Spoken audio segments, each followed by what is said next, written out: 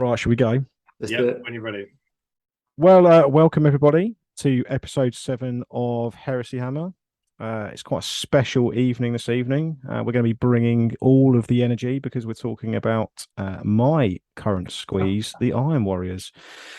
And hopefully this should be a slightly shorter episode because we've not left it quite so long between recordings. So we haven't had time to get sidetracked by loads of a tut, and we haven't had 14 Heresy Thursdays we need to laugh at. So my name is John Askin. I'm your host for this evening. I'm joined by my glamorous co-hosts in no particular order. We have Rob. Look at my enormous chest, Medwell. We have Lee. Look at the myriad ways that I can kill people, Jaggard. And we have Paul. Look, I'm not surprised. This is just how my face always is, Johnston. So you can go and follow us. There's all no at T in our my surname, thank you. various Instagram handles there that you can go and follow us. Make sure you can see what we're up to. I'll be honest with you, Lee and Paul aren't up to much. I'm up to a bit, and Rob is up to absolutely loads as per. So it's almost like he's trying to make a real go of this as a career. Right. Cool. So we also got some sponsors on the left. We have Cryptic Cabin. Cryptic Cabin are a shop and really apparently awesome gaming venue up in the kind of the M4 corridor where Rob and Paul reside. If you visit Cryptic Cabin for all of your kind of heresy goodies, they also do a very good discount, lots of hobby accessories, and if you follow the link in the description and on the Heresy Hammer Instagram page, we get a little bit of assistance financially, so that's always really, really good. And then on the right hand side is Meadows Miniatures. Now Meadows Miniatures is Rob's full-time commission painting studio. He is the best and most renowned heresy army painter probably in the world. Rob, when are you booked up now until? April 2023. And do you know how you can tell that? Because in the last couple of weeks, I've had loads of inquiries for commissions. And this is how you can tell that Rob's completely fully booked. And now I'm completely fully booked until the new year. So you might as well just go and speak directly to Rob because he's the guy that you really want anyway. Right. So today we are going to be talking largely about Iron Warriors. We're going to be talking a little bit about the kind of specific units in a bit more detail, some Tactica, and also going through a list that a subscriber sent in. So if you have any correspondence and lists or ideas, feel free to send them through. We'll give you the links at the end, and maybe several weeks later we might get around to actually doing something with them. So let's see. Right, so first things first, as it's becoming unfortunately tradition now, we have a rules correction and clarification. Now, this is more of a clarification, it is a correction. We've not really cocked things up too bad. I think we just sort of missed something out. Lee, why don't you go into a bit of detail as to what we got wrong? So to be honest, I had to write some notes for this one because it gets a bit confusing. But essentially, for Cabanda's warlord trait, well, you can take him as a warlord. But according to the rules, you can't take him as a warlord. So Primarchs have it written in the Primarch subunit rule that they can be taken as a warlord. And I can't see anywhere where it says Cabanda can be taken as a warlord because he is a Lord of War. And if you read the bit about the warlord, it has to be taken from the primary detachment.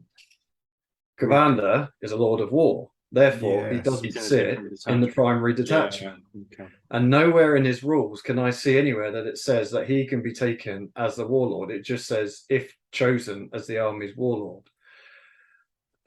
So I think it's just a bit of an oversight, really. I think that there's because he's got is it gargantuan rules, but nowhere in there does it say a gargantuan subunit can be taken as a warlord. So it's kind of one of them. So I think also with that,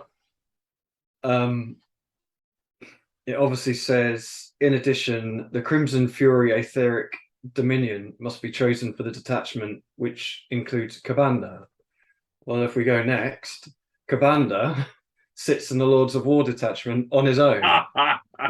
He's not in the primary detachment. He's not a HQ. He's a Lord of War. So I think it's fairly obvious that he's meant to be taken or have the ability to be taken as a warlord.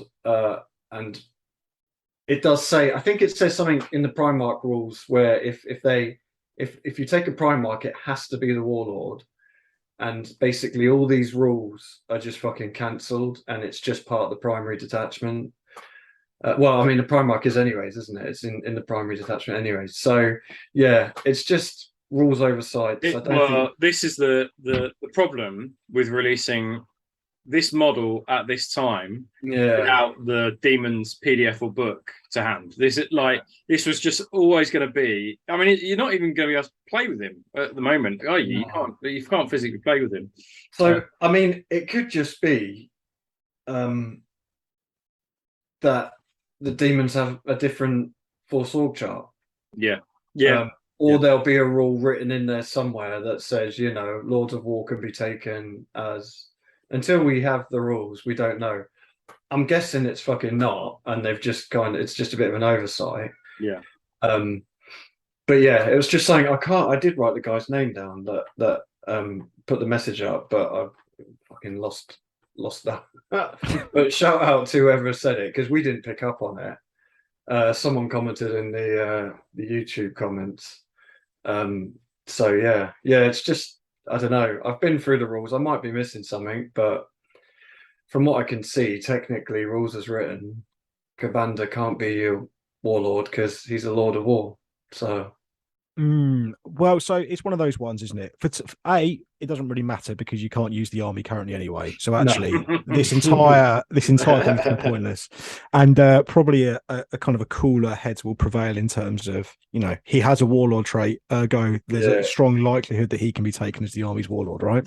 Yeah, you'd like to think so. But... You would like to think so, but you know, let's wait and see when we see the rules. Cool. Well, that's good. Like I said, we hadn't necessarily got anything wrong. Rules as written, Lee was entirely correct. There you go. Trey Dudley, that's the guy. Oh, well done, Trey. Shout out to Trey. Thank you for that. Yeah. Right. E-ho. So now we're on to probably my favorite section of every single show. This is the hashtag Heresy Hammer section. So if you head over to Instagram and give us a little follow over there. First things first, if you're not already subscribed to the show, what on earth are you doing? Please give us a little subscribe now and drop a little comment and a like. But if you head over to Instagram and submit your pictures using the hashtag Heresy Hammer, one of us will pick them up, and we're selecting sort of some that really jump out to us. This week it's my turn. On the left, we have a Leviathan Dreadnought in a very familiar color scheme from Maloki_paints. Paul, why don't you give your learned opinion on this bad boy here? Yeah, it's fantastic. Looks awesome. Liking the Siege of Terror base he's got going on, and the dual close combat weapons. Yeah, really cool. Lovely volumes, and on the blue and the black. The yellow looks nice, nicely weathered up. Not too over the top, but yeah, it's cracking. It's awesome. It does look familiar. I love the red as well. The red helmet really sort of catches the eye, draws the eye in. It's lovely. Awesome. Rob, what do you make of this? Yeah, as the resident Imperial Fist player currently. Yeah, it's fantastic. Really, really nice. It's been really interesting watching Maloki's painting journey, and I think he's dabbled in the Imperial Fists Contemptor video that I did. But you know, he painted this, right? I mean, I didn't paint this. You know, he's done a great job on it, and it's really nice to see an inverted scheme. And I think, yeah, it's just great, really good. It's awesome. Wonderful. On the right, we've got some Phoenix Terminators courtesy of Diadrin. Now, I picked these because I don't feel like I've seen a lot of Emperor's Children sort of so far this edition. I felt like we were going to see them all over the place, and we've really not seen some. And this guy's been putting out loads of work, super productive. Lee, why don't you give us your feedback on these? The more, I mean, I agree. Yeah, same as you. I haven't seen a huge amount, but the ones I have seen, every time I see them, I kind of want to dabble in a little force of these.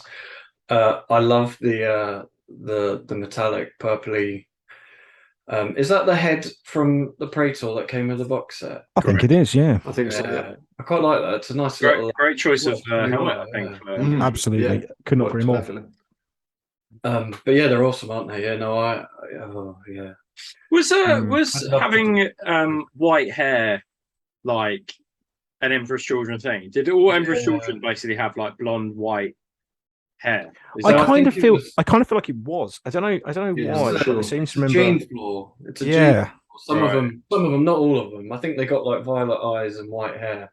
Oh right, violet eyes as well. That's I interesting. think so, unless I'm I mean, we did do a whole episode on this, but But not on hair color specifically. it was mentioned. It Oh, was. was it? Oh, interesting. Well, then why not go back through the archives and and answer episode question 2 or 3? There you go. Because I only see them ever with white hair, so I assume that's just Yeah, I think it's just because. gene seed, isn't it? Yeah. Yeah. I'm a big old fan of the metallic on this. I think the metal on metal looks really striking. So, yeah, keen to see some more. Next slide, please. So, indeed. Right, Rob, you're making some funny noises. So why don't you come in on we model painting? Now, I believe these are Terran breaches for a Raven Guard army. I can believe that, actually, because from what I recall about the color scheme and also the show that Lee did about Raven Guard, I remember the artwork and it was similar to this. So they're 3D printed. They look entirely 3D printed, right? And the scale's really, really good. But the boarding shields in particular are fantastic, and I really like that pattern that we associate with the Raven Guard on the breaching shields, which has all been free-handed, right? That's not a transfer, and must have painstaking work to do that, and then weather all over the top of it as well. But it looks fantastic. Yes, I think these are super cool. I'll be honest, like when I saw them being Raven Guard, I was like, what? And then I read the description, I thought, yeah, it doesn't make sense. Yeah, and to be fair as well, it took me a long time to work out they were 3D prints. He's got some more pictures on his Instagram of them at various other angles, and they are really, really, really good. So go give him a follow. On the right, we have CG_mini painting. Now, he is a guy that came to my attention a couple of weeks ago, and one of those people you kind of look through his feed and kind of go, fucking hell, where have you been all my life? This is a Horus in the now kind of ubiquitous Lunar Wolves color scheme. Who would like to talk about this? Paul, in fact, you can do it. Yeah, why not? You've done nothing else today, so you can do this. It's fine. Obviously on time. Yeah, it was. It's lovely. It's really good. I like the fact that it hasn't kind of got the menacing glow that most people paint behind this head. Yeah, I really like it, and I like it with the sword as well. I kind of sort of slightly modified pose. Yeah, it looks awesome. Now, what I'm keen to know is, I think this is lit really, really stunningly in terms of the kind of hue of light that the model's hitting. Now, what I'd like to know is, and if you can give us a shout on Instagram or comment below if this is your miniature, I'd like to know if that lighting is painted in or if you're actually using a lamp when you're photographing the miniature, because I think this looks absolutely incredible. Like staring out into like a really red sort of sunset. I think this is... Yeah, I've got a real thing for this, and it's kind of what really drew me to it. What do you think? I love how changing the color of the armor changes the whole model. Like he's almost regal here, isn't he? Yes, exactly. Black, greeny black armor, and he's instantly the bad guy. And like you say, you stick in some glow under the chin as well, and then he's even more evil. It's like it just goes to show how much a paint job can change a miniature. Yeah. Does is this it looks quite based on the cover art of where the Emperor and Horus are fighting with one another. There's a short story, I think, and I think that he looks really similar to this in the cover art, and he's holding a sword, but I don't know if he has the claw in his other hand or not. Have you guys seen that at all? Not that I can recall. Oh, okay. Yeah, I'll have to find it and put it on Instagram, I think. I think you will. Right, let's move quickly on to the next one. So on the left-hand side, Ben Lewis Grace painting. Bit of a mouthful, but I suspect his name is Ben Lewis Grace, and he's done some painting. So he has painted this Space Wolf, and this is brilliant, I think. So who would like to talk about this? Why don't you talk about it, Lee? I mean, it's just technically flipping awesome, isn't it? I Yes. mean, it's quite a low contrast, but just the edge highlighting alone is just insane, isn't it? Like the level of skill just to do that is flipping nuts. But I mean, I don't know if they're available yet. I think the only thing that could improve this is if he stuck one. Don't you say Brian, it. Please no. Naughty, naughty boy. Lee won't be joining us next episode. Oh, that's funny. I think Ben messaged me today actually, and I think he's preparing for Golden Demon. So I'll be interested to see what he does. Wow. I'd be interested to see if he does a Heresy Golden Demon entry or a 40k Golden Demon entry. I think this kind of belongs. This looks like it's come straight from the pages of a rule book, and I mean that with absolute praise. I think technique is great. Something you don't often see. I think it's perfect. Yeah. And on the right hand side, we have got Josh, aka Chthonic_water-beast. I think that's probably a type. I think it's Chthonic water beast, all underscores, but I don't think you can do a hyphen in Instagram. But no, it's not. Anyway, this is a golden Keshig. Now, if anyone's Josh is kind of quite well known, I think, in the UK. He's got a really awesome mechanical army, and he's been working on some scars for a little while. His scars are super well known for being really gritty, I think is the best description, and he's been painting these for what seems like 32 years. And they're finally now coming to fruition. I love everything about this. I think this is about as perfect. From like the style that I appreciate, this is about as good as it gets for me. What do you think, Rob? I would basically. I hate the term grimdark. I can't stand it because what I actually think grimdark is just quite lazy. It's often quite lazy painting, and I think that Josh is one of those very few people who I've seen who combines real precision and technical skill with a grimdark aesthetic, and it's also well lit as well, so you can actually see what the fuck is going on there. Because often with the grimdark like paint jobs, it's often lit a candle in the back of the room when the person's taking a photo. And I think that he's done a style which I could not sort of emulate, and I think that it looks fantastic. And Josh, when I was speaking to him at the Weekender, uses some really unusual paints, and for both his Mechanicum and for these as well. So he was saying that he shades the white with Nilox oxide, the GW Verdigris paint. That just blew my mind. I was like, and that's what creates that kind of like ghastly, ghoulish kind of like white that he's created here, and he's just done it. He's executed it so well, and I think that really sort of underrated painter, like criminally underfollowed, I think. Absolutely. But just somebody who does the grim dark style really, really well. I think one of the best compliments you can possibly pay to anyone in this kind of game is that I think you would be able to look at a miniature and not know who painted it, and know that Josh had painted it, if that makes sense. I think that's absolutely. No, my eye is falling out of my face. Apologies. Right, let's move on to the last, but by no means least. We're featuring a bit of Mechanicum. So this is from Michael John over in Australia. I picked Mechanicum because I've got a bit of a Mechanicum rod on at the moment, so I wanted to feature some Mechanicum, and I've really liked his army a number of times. Paul, I think you've commented maybe about this one before, so I'm going to let you have a little go at this one. Yeah, these are fantastic. Now seeing a bit more of a force he's got going on. The bases are fantastic. It really works well against the style that he's gone for. The green of the automators are awesome.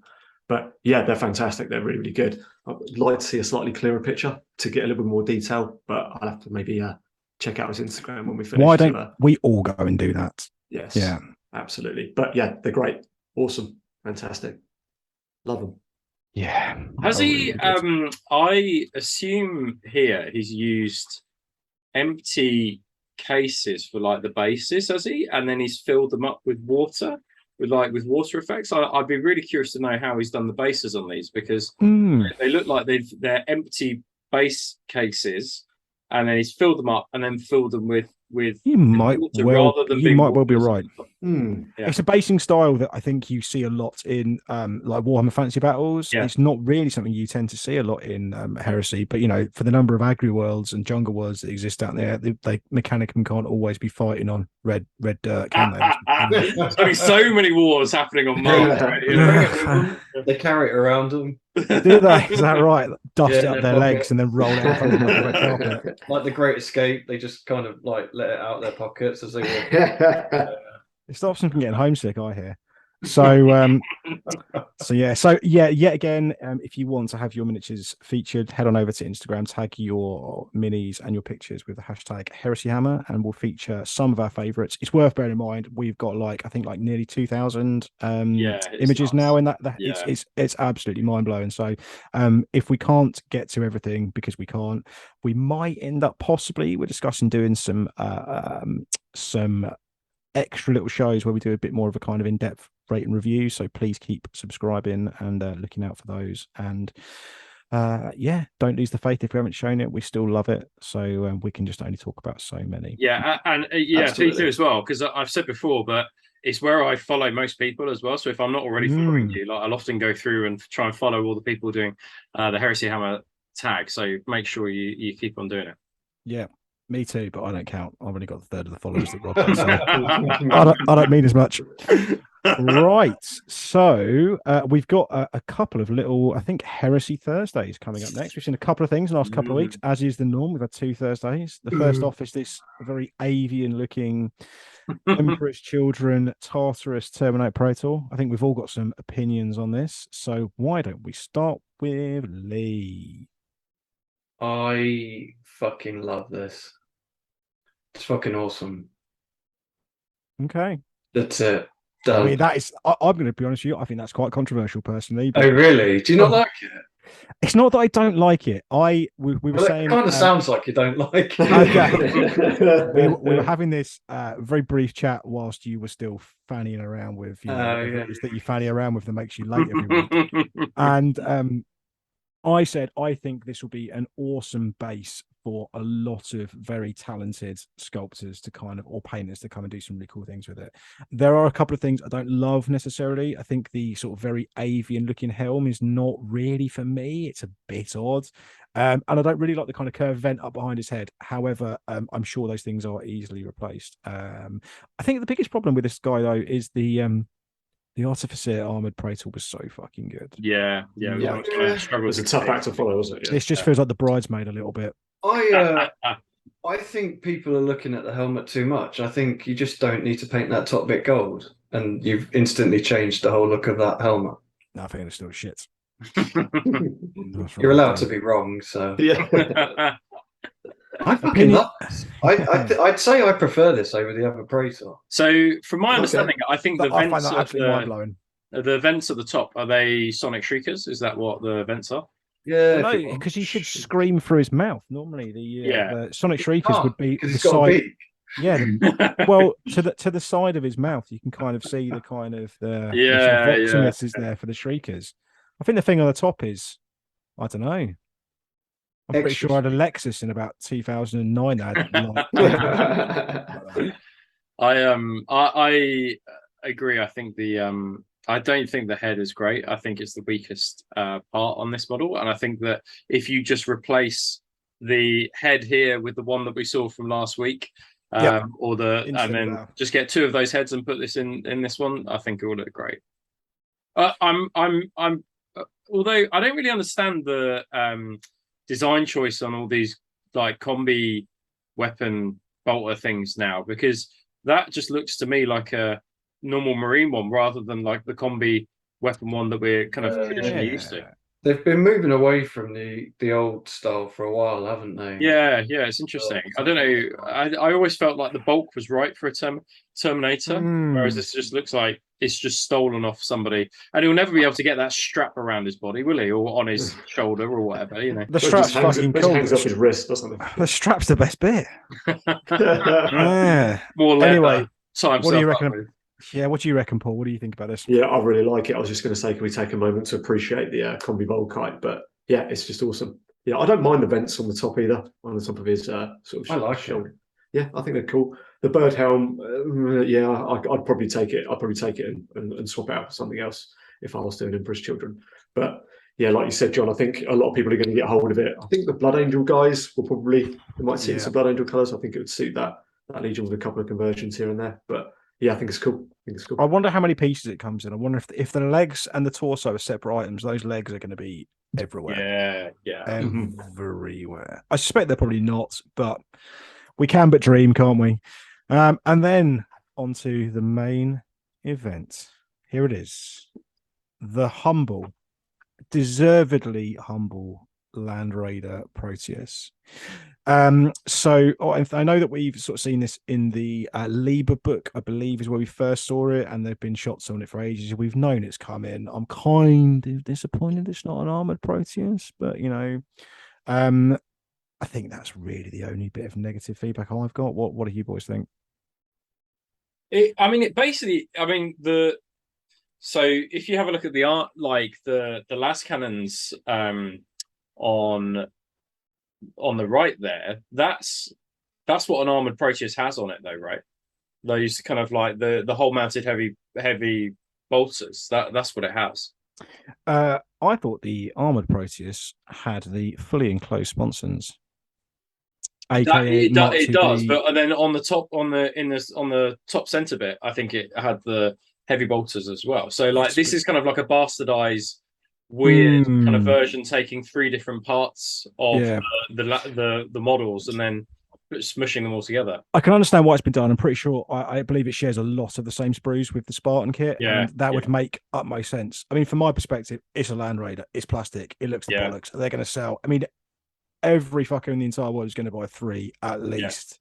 Like, you know, if there are 100,000 players playing Heresy right now, they're going to sell at least 300,000 Land Raiders. I mean, if you want an armored Proteus, you can get one off Forge World for £114.50. So. Take me there. Send me the link. 114. So, you know, treat yourself.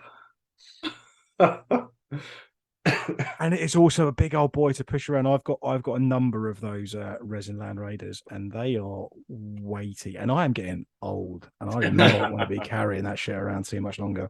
Has anybody got anything else other than absolutely glowing praise for this thing? No, it's nothing. The assault ramp is awesome, right? I'm really looking forward to it. That looks wicked.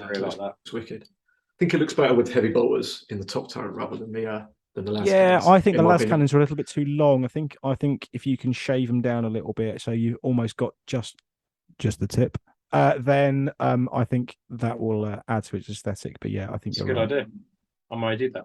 But I think this is the start of people not just crying about contemptors and talking about just running infantry, really, isn't it? This is where I've heard so many people saying, "Oh, I'm getting them. I don't care if they're shit. I'm getting at least two." Oh, you know, I think besides being an awesome model, I think it's going to change what games people have played so far. Yeah, I think you're definitely start running vehicles now and tanks. I'm inclined to like. I mean, just think about the aesthetic, right? Of just like 3 5-man Terminator squads, Pride of the Legion, with a character in each, in 3 Land Raiders, about 2,000 points. What an awesome game that's going to be! It's going to be super elite. It's going to be It's going to be great. You're going to start to finally see the armored spearhead lists, especially when we get the plastic predator as well. Rob and I were talking about this the other day, actually, about some kind of cool stuff we could do with those. So, I mean, it's a plastic Proteus Land Raider. I think if you don't like this, you're in the wrong game. Yeah, absolutely. Cool. Right. So I think that's all of the main stuff done. Oh, no, shit. These things. I don't want to talk about this. Who does? The bear head's cool. Oh, So again, I'm probably going to divide the room, but I like these. I'm a fan of these. I think they look good. I think it was ruined for me when I saw the upside down shoulder pad. That Correct. Smiley Yeah. Yeah. Absolutely. And I'm really disappointed we don't have that. Don't have that here. The bare head is fantastic. I think amazing. on these. Yeah. I just think they're a little bit too curved for me. The ears, they weren't quite curved in that way previously. I don't think. But I can't quite recall now. No, they were. I think. They were curved, were they? Yeah, I think so. Yeah. I think that the issue with these, personally, I actually quite like them. I think, however, having shot them against a white background with the bonding studs or the studs being so predominant into the way they're painted, I think that makes them look a bit strange. I think it detracts too much from the face. I quite like the slightly more sour and patterned grill they've got. Don't really love the champion's head. The bear head's rocking. The shoulder pads are crap. I think these are a solid 7 out of 10. I actually think these would be good also with if you chop off the bunny ears as well. Yep. I think that they would look quite menacing. Yeah, they would look menacing. That would look cool. Yeah. If I were a World Eaters player, the original ones were bent. You can't see that. Okay. Yeah, interesting. Interesting. They look a bit more angular though, I think. That I think John's hit the nail on the head. I think the paint job doesn't do him any favors. I think it looks weird because your eyes are distracted by all the fucking. All I can see is bonding studs. I think if they shot these against a black background, I think these would look way better. But I don't work in graphic design, so great bare head though. The bare head is fantastic. I think you'll see that plenty of places because they've had some really derpy. The Rampager heads that they have were just not. They were not great. But they haven't aged very well. Yeah, the butcher heads are a bit ropey as well. Aren't they? Yeah.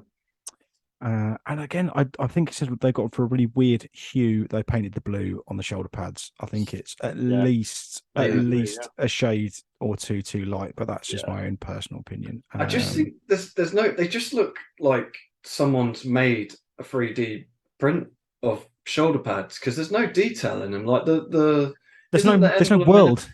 There's no world for them to eat. It's just a gaping maw. Like that's it. It's missing the whole fucking world. They're lacking a bit of sharpness, I think. They're not the Morio brothers.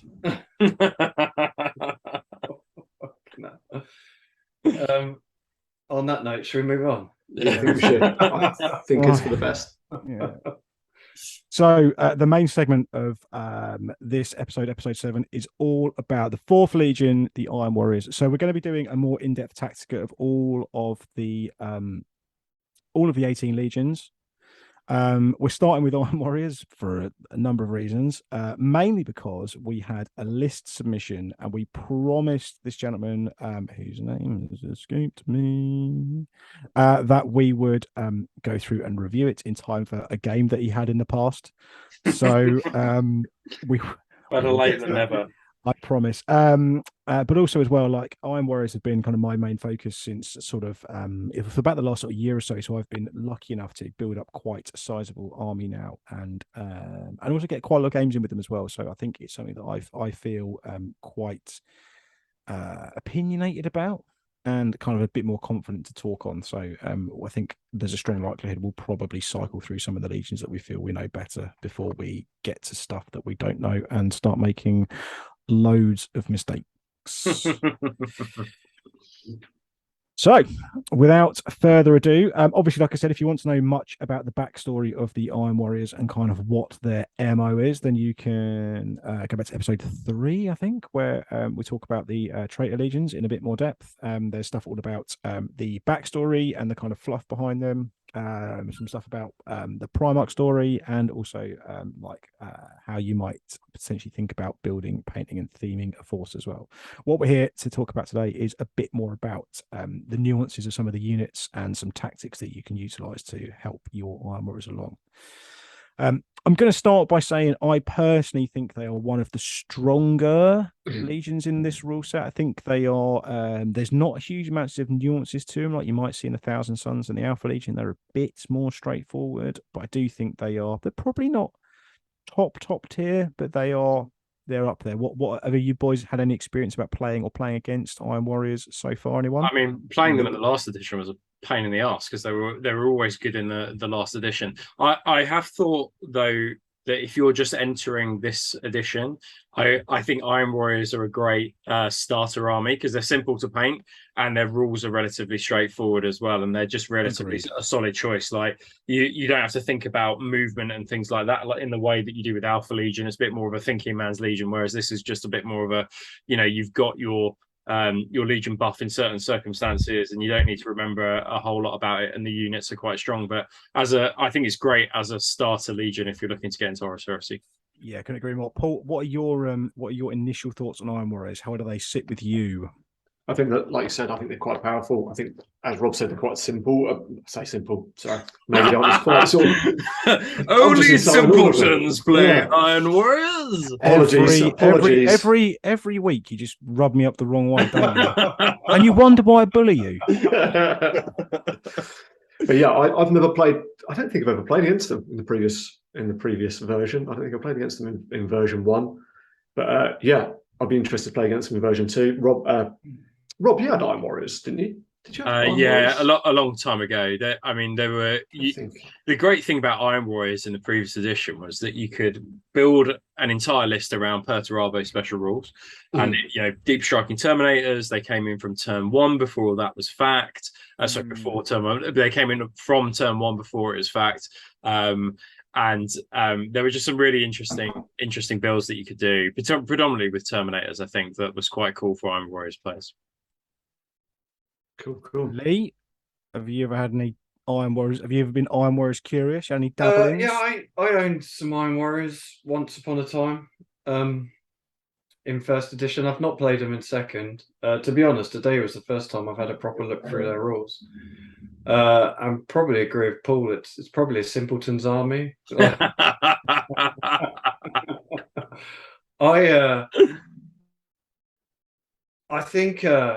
I mean, one of the things for me, and will always be with the Iron Warriors, is I just think they got some of the fucking awesome models. Like the Iron Circle are fucking brilliant. Like I love them. And I know Perturabo can split the room, but I love the model. Like I think it's one of the best Primarch models. If I wasn't doing Word Bearers, I'd be doing Iron Warriors, to be fair. Like that's really cool. Awesome. And I think I agree, like they're an easy army to get into, they're an easy army to paint. But like we talked about when we talked about your army, John, I think you can go in and put a lot of detail and a lot of like personal touches on them. I mean, just fucking hazard stripes, you can lose hours painting hazard stripes, but it adds it adds. I mean, it just looks cool. I think it looks cool. So yeah, I think you get a decent painted Iron Warriors army, and they look fucking brilliant on the table. Look at John's Kratos for a decent painted Iron Warriors. Thank you. That's great. I think what attracted me to them was the real kind of brutalist nature of the Legion. I've always liked mass infantry in Heresy. I think that Iron Warriors and their kind of meat for the grinder philosophy when it comes to warfare, super attritional, really brutal. Even when you kind of hear about them in some of the kind of novels where they're not really the focus. I can't remember. I think it's Saturnine, where there's a small passage about like the first kind of guy over the wall is an Iron Warrior in Cataphract. In the way he's just described is just so evocative. And we'll talk about this later, but I really like the way I think that they want you to run Iron Warriors. And then there's so many cool things you can do. They've got a really close relationship with the Mechanicum, and obviously there are Mechanicum units within their Legion list. They're really well known for Terminators. They loads of tanks. I think there's loads of ways you can go about doing it, but we'll come to that in a short while. Right, so first things first, we're going to have a little look at the Legion sort of special rules. Apologies, we have taken these pictures with a Nokia 3310 and then uploaded them. So luckily, Lee's blown them up big enough that we can see what's going on. So Legiones Astartes Iron Warriors, all models with this special rule, are subject to the following provisions. Paul, please read to me Rack and Ruin. Cool, Rack and Ruin. When a model with this special rule makes a shooting attack or melee attack targeting a model with a dreadnought, automata, vehicle, or building unit type, it gains +1 to the strength of that attack. People lost their minds when they saw this, and it was like everyone when they were releasing the Horus Heresy day by day. Iron Warrior's got this, and White Scar's got +1 to movement or whatever. And then people were just like, it's just not comparable. It's such a useful such a useful rule. +1 strength is really nothing to be sniffed at. It's absolutely brilliant, and really versatile with a number of things that you can that it applies to as well. I mean, buildings, it's all about dreadnoughts and vehicles for me, really. And obviously Automata, now the mech book's out, we'll start to see more robot meta, I think, coming in. What do you think about this, Lee? How do you think this ranks in terms of the USRs? I mean, again, it's got to be up there as one of the strongest, doesn't it? It really has. Especially with the way the army plays. When you start looking at their reactions and things like that, then you really start looking at it as like, holy fuck, this, you know, like they can delete 10 las cannons against vehicles, right? Yeah. I think the one thing you can really say for this is in the myriad of sort of games that I've played a couple where I haven't played my Iron Warriors edition, and you really notice it. The fact that your auto cannons aren't strength 8 and that your missile launchers aren't strength 9. Yeah. Like you feel like you've gone to a party half dressed. You turned up wearing a shirt and just pants. So valuable. Really odd. We'll gloss over the Armory of Ruin because we'll come to the Wargunner section. But why don't Paul want to? I know who the fuck ran out the last one? I can't remember what happened to it. Paul, Lee, why don't you tell us about Warsmiths? So a detachment with this special rule may choose to upgrade a Legion Praetor, Legion Cataphractii Praetor, Legion Tartarus Praetor to a Warsmith. See the Armory of the Iron Warriors selection of details. So it's their special character, isn't it? Their unique Legion character. Absolutely. We'll touch on those in a second, but they are super useful. Just, imagine a Praetor with additional utilities, kind of what you need to know. And then obviously we've got some access to some unique warlord traits, which should hopefully be on the next screen. No. Okay. Well, in which case we'll talk about the advanced reaction then in that case. So this is I'm going to read you this one, actually. I'm going to put on my best Jonathan Keeble impression and tell you all about Bitter Fury. Bitter Fury is an advanced reaction that can be made once per battle during the opposing player's shooting phase when an enemy unit declares a shooting attack against a friendly Iron Warriors unit under the reactive player's control, composed entirely of models with the Legionaries Astartes Iron Warriors special rule. Worth bearing in mind, it doesn't have to be infantry, obviously can be vehicles or dreadnoughts or automata, etc. Once the active player has resolved all their hits and to wounds, I'm just going to do this so I can actually read it because our little heads are all in the way. Once hits player's result, all hits and to wound and armor saves are made, but before any damage mitigation rolls are made or casualties removed, the reactive player may make a shooting attack targeting the unit that triggered the reaction, as if you were doing a return fire reaction. However, there is bitterness and fury behind this reaction as well, because the unit that's reacting gets to make twice the number of attacks. However, these attacks get hot. But they also get hot on a 1 or a 2. So it can be insanely powerful. But realistically, you're probably going to save this. It's only 1 or 2 if they've already got gets hot. Oh, apologies, you're right. Yeah. Apologies. I mean, it's not your Legion, so it's no, I know. I forgot where I was up to now. A unit making a shooting attack as part of a bit of fury reaction may not make any attacks indirectly, including weapons with the barrage special rule, other weapon or special rule that otherwise ignores line of sight, and vehicles may only fire defensive weapons. Template weapons used as part of a bit of fury reaction use wall of death rule instead of firing normally. This is really super powerful. I can tell you from my own personal experiences. If you've got 10 siege tyrants getting shot at, people aren't going to bother shooting them because they know that they are going to get you are sacrificing whatever is shooting at them. And the chances are you might lose a couple. They're going to get hot. Their weapons are AP3. They're saving on 2s, etc., etc. it's really, really, really strong reaction. And I think it gets even stronger when paired with some of the warlord traits that we'll come to in a second. Yeah. But, again, guys, what are your thoughts and feedback on Bit of Fury? Well, it takes a piss, doesn't it? Really. I mean, they've got an amazing they've got an amazing Legion trait, and then you've got this to contend with. And I think this is one of the issues about Iron Warriors and why they're so good, is because they've got great shooting specialist units, Siege Tyrants and Iron Havocs, that didn't really need to be buffed in this way, that will basically kind of delete a unit on a return fire anyway, and then they've got this as well. I think although I think that is a point, which is that you're basically going to have to think about when you're going against an Iron Warriors player, your unit that's going to fire at whatever is you're going to fire at them needs to be sort of a suicide unit. Really, it's just like it's got one job, which is to delete the Siege Tyrants that inevitably your opponent will use this on. So I think it's just being careful about and being aware of what units you fire at certain units. I think you have to think quite carefully. But the shooting is the strength of the Iron Warriors, and they've just got reaction that lends to that as well. Correct. Yeah, you're gonna lean into this kind of quite heavily. Paul, Lee, thoughts? What do you think's going on with this? I mean, it's strong, isn't it? I think it's worth bearing in mind that this is once per battle. You're not getting this every single time you're trying to shoot a unit. You're not getting this, and it is strong. I think, as we'll see with some of the warlord traits, this can be turned up to fucking ridiculous.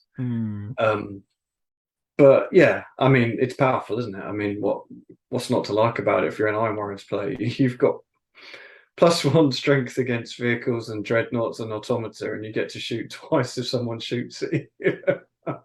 It's very tasty. It is tasty. I mean, yeah, it's savage, isn't it? But again, absolutely. So what's a 10-man Iron Havoc squad with autocannons? How many shots that putting out? Just normally? 20. Okay. If you put a warlord in there with one of the warlord traits and then this, they would be making 50 shots as a reaction. 50. Yeah. Oh, we'll come to that in a second. Like I said, with a warlord trait as well as this reaction. Okay. How many shots is an autocannon? 2. And then they make twice, and then they add 1.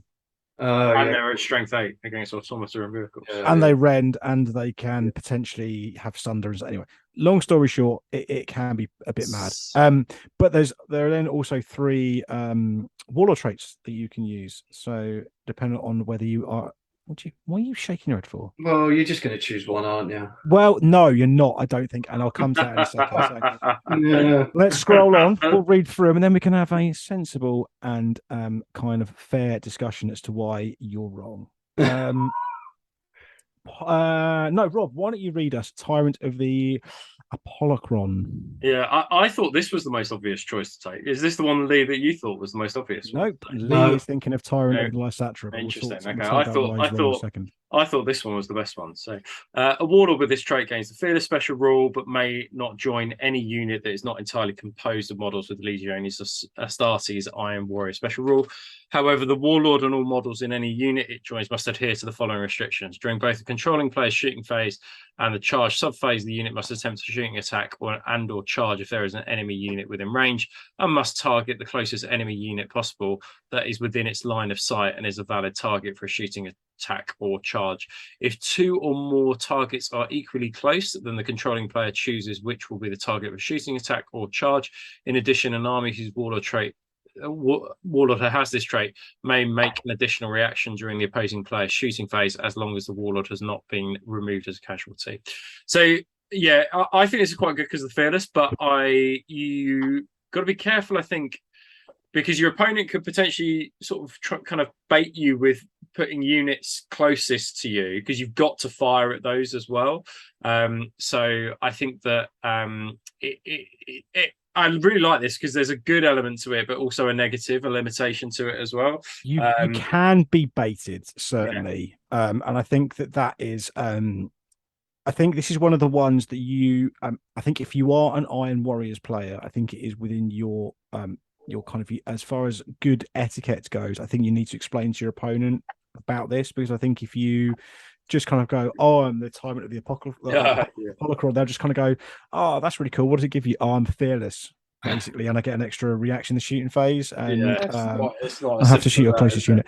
Yeah, so I think there's definitely a there's there's an onus on you to be a good boy and inform your opponent as to exactly what's going on. I think if you don't, then you're a naughty man, or woman. So, Paul, why don't you read Tyrant of the Dodecathon, please? After all armies have been deployed onto the battlefield, but before the scout moves and infiltrators are placed, the controlling player of a warlord with this trait may nominate one area of terrain, building, or fortification on the battlefield. If the chosen item is an area of terrain that provides a cover save, then that cover save is removed, and the area counts as both difficult terrain and dangerous terrain instead. If the item chosen is a building or fortification, then all rolls on the building damage table made for that building or fortification gain a modifier of +1. In addition, an army whose warlord has this trait may make an additional reaction during the opposing player's shooting phase, as long as the warlord has not been removed as a casualty. So, what do we make of this, Lee? It's not as good as Lysatra. Okay, rightio. What if your opponent has a lot of things deployed in cover, for instance? What if your opponent has brought with them, say, an Aegis defense line? Can you shoot out an Aegis defense line? Isn't it not a fortification? But it also as well. Well, this is the thing, you see. This is where, if you read it rules as written, may nominate one area of terrain, building, or fortification. If the item is chosen is terrain that provides a cover save, then that cover save is removed. But that wouldn't account for an Aegis, right? Because it's not an area of terrain. Yes, I think yes and no. I've had this discussion with other people. But it then goes on to say, however, so it says if the item chosen is a building or fortification, would the Aegis defense line fall under the fortification though? Well, I think it does. It is under the fortifications tab. Yeah. Then all rolls on the building damage table made for that building fortification gain a modifier +1. I have never ever thought that you could blow up an Aegis defense line, but now this is just literally blowing my mind. Can you blow up an Aegis defense line? So fuck you, Will Henry. So you can just literally be like, right, that thing, I'm just going to blow it up now and it's gone. Is that a legit thing? Well, this is the thing. I don't know, because I've not come across an instance where I've actually ever had to think about utilizing it. However, I have used this warlord trait a number of times, and it has been unbelievably useful. Yeah, cover save on a piece of terrain. I bet that is really useful. Yeah, if you've got the real strong thing at the moment is heavy support squads. Like, people love heavy support squads at the moment for a number of reasons. Is Paul or Lee going to get to the point and the fortifications part of the book quickly? Yeah, I've got it up here. Okay, we'll come back to you in a second. Yes, look, I personally think this is really strong. I think this is way stronger. I think it's great. But this is exactly as you said previously. If you're an Iron Warriors player, it is really important that you explain this to your opponent before your opponent starts deploying models, because your opponent might have a big enough piece of terrain, they're going to hide all their tanks behind it. And then you're like, oh, by the way, I've got that warlord trait that basically, then that cover save is removed. So it's not just that; it also makes it dangerous and difficult terrain. Yeah, this is really incumbent. This is really good. I think. Think against vehicles, I think that this is super strong. I personally think this is, and this is the other thing as well, right? And it still gives you the real boon for me. Iron Warriors, right? They are shooting with their infantry is the thing that they are best at, and being able to do that in your shooting phase and then have two reactions. I think that is really, really rocking. Yeah, I think that's brilliant. Yeah, I think this is absolutely wonderful. Right, Lee, let's go back live. Am I? Can we blow Will Henry's Aegis defense line to pieces? No. There we go. Why not? Is it... So if you look at the, you have fortification buildings. They have armor values, front, side, rear, hull points. Yeah. So, but would it count as a piece of terrain? If you look at defense removing its for removing its cover save. If you look at defense line, it has no armor value. It's dash Okay. dash dash dash. Read. Can you read the? What I want to know is, does it count as a piece of terrain for the purpose of being able to remove its cover save? It's a fortification barricade. And without sitting here trying to fucking no, we're going to take a rain check on this. I'd like to know what people think. If you can put your comments down in the comment section, that would be really, really useful. And we will come back on the next episode. We'll do a rules clarification when we've had an argument. Next episode will be about how to get over those defense lines. Yeah, and how to destroy your opponent. Right, Lee, put your book away because it's time for you to read The Tyrant of Lysatra to us all, please. So this is the one you're going to take. A warlord with this trait and every model of the infantry unit type in a unit it has joined with the Legionnaires Astartes Iron Warriors special rule may choose to roll an additional dice when making a shooting attack with any rapid fire, assault, or heavy weapon that does not have the blast or template special rules. But these weapons gain the Gets Hot special rule for that shooting attack.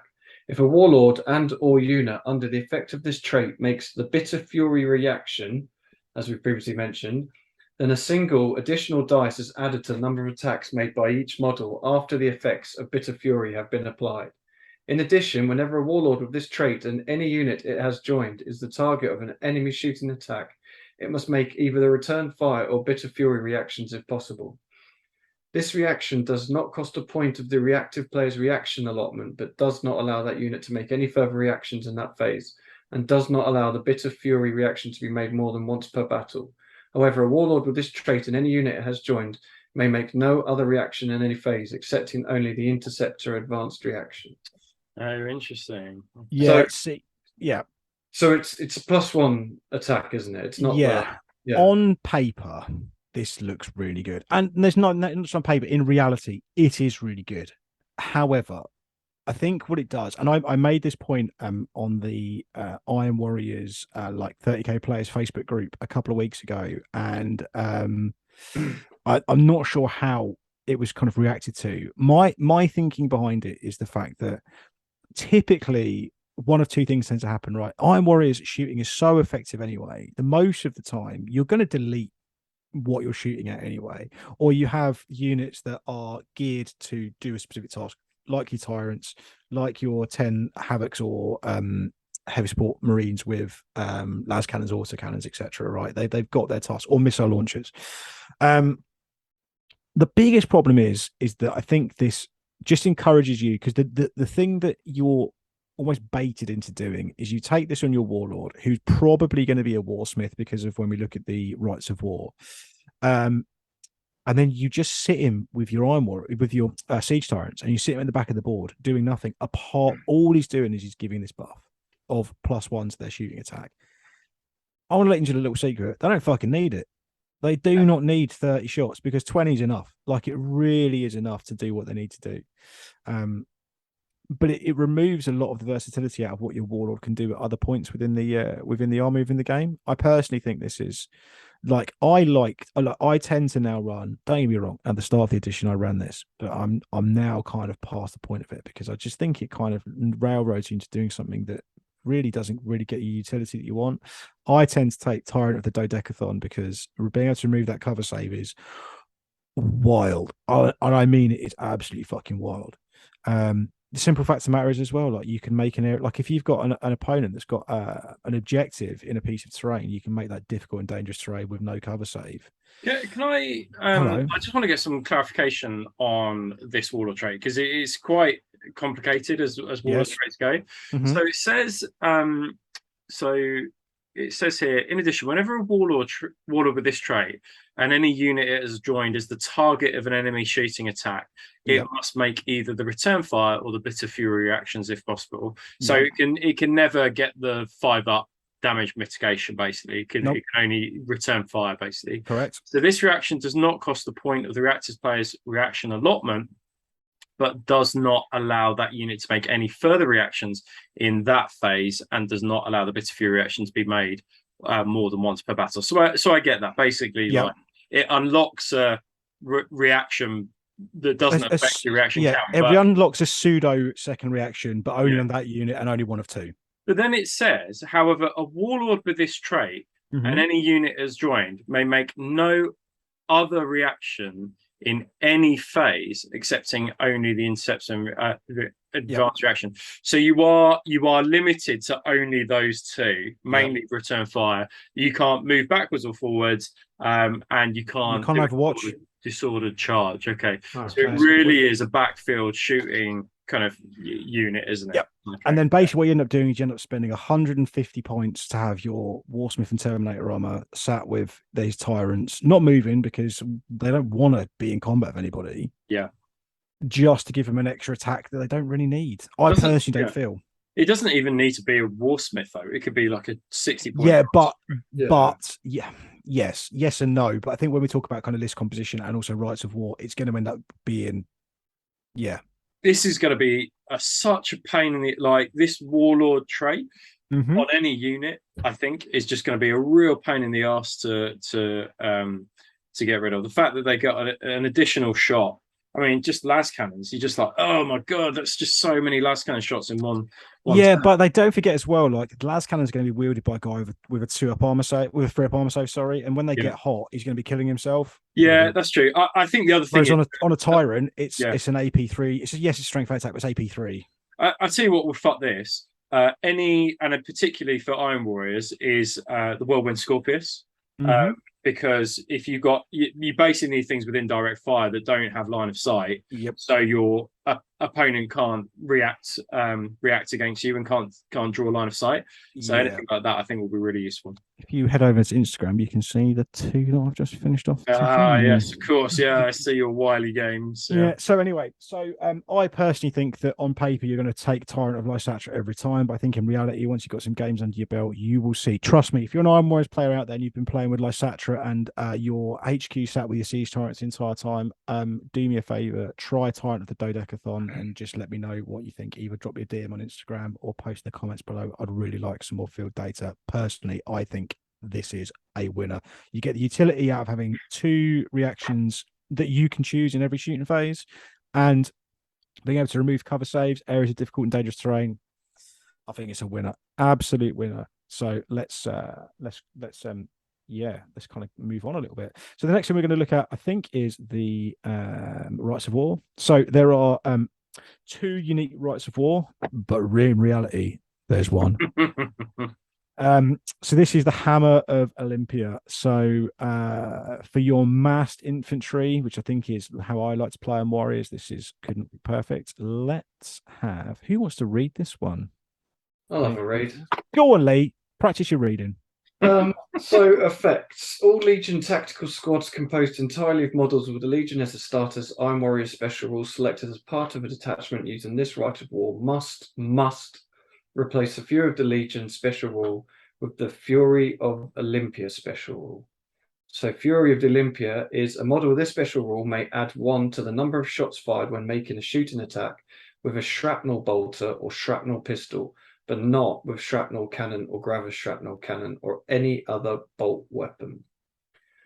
All Legion Predator squadrons, Legion Vindicator squadrons, Land Raider Proteus carriers, and Legion Land Raider Spartan models in attachment using this right of war ignore the effects of the crew shaken and crew stunned results.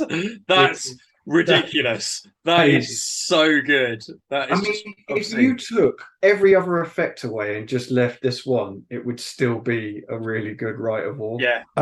It gets better. Why don't you read the last of the 3 effects, please, Lee? A unit composed entirely of models with the Legion as a status Iron Warrior special rule that is part of a detachment using this right of war may re-roll all failed to hit rolls of 1 made for shrapnel pistols, shrapnel bolters, shrapnel cannon, and gravis shrapnel cannon. Good. So we'll come to the shrapnel weapons in a short while, and then you'll soon understand why this is so good. So there are some limitations. A detachment using this right of war must include a model with a Warsmith upgrade as one of its compulsory HQ choices, or it must include Perturabo as a Primarch choice. I mean, it's not really a limitation, is it? No, it's the thing that you're doing. No unit from a detachment using this rite of war may be assigned to a deep strike assault, subterranean assault, or flanking assault. Oh Okay. no! Oh, that's so terrible for all Iron Warriors players. Oh no! Yeah. You know. So this is a standout, and I genuinely think if you take into account the majority of the rights, like the specialist rights of war, when you look at all of the legions, I think this is right up there. Yeah. Shrapnel weapons, really good. Yeah, you're paying a small premium for them, but I mean, having an additional attack and rerolling ones, And rerolling the ones, yeah. Unreal. I mean, like I can tell you that. So I tend to run 60 tactical marines in my 60 tax is the mainstay of my army. In fact, now I'm kind of getting to a point where I can run 60 tax in rhinos, or I could, for instance, run 60 tax and then 2 lots of 10s in rhinos, etc. I did get a real kind of 2-minute massive bonk on the other day about despoilers with shrapnel pistols, because they'd get 2 attacks each, but it's only tactical squads. So that kind of swiftly dissipated, unfortunately. And I was just, I mean, it's one of those things where you have a revelation and then you just get incredibly sad.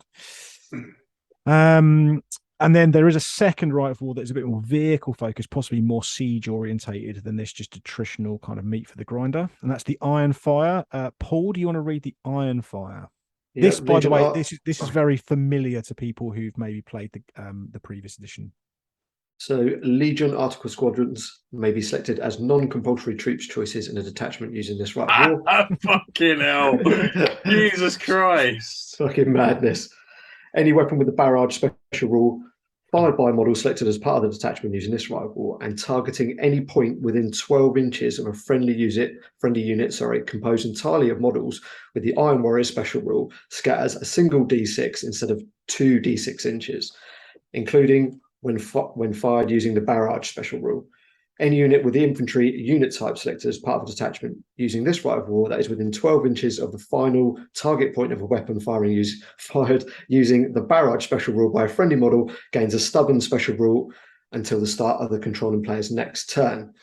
Any unit with the infantry unit type selected as a part of a detachment using this rite of war may re-roll any failed armored saves, taken against wounds inflicted by any attack made by a weapon with a variant of the blast special rule.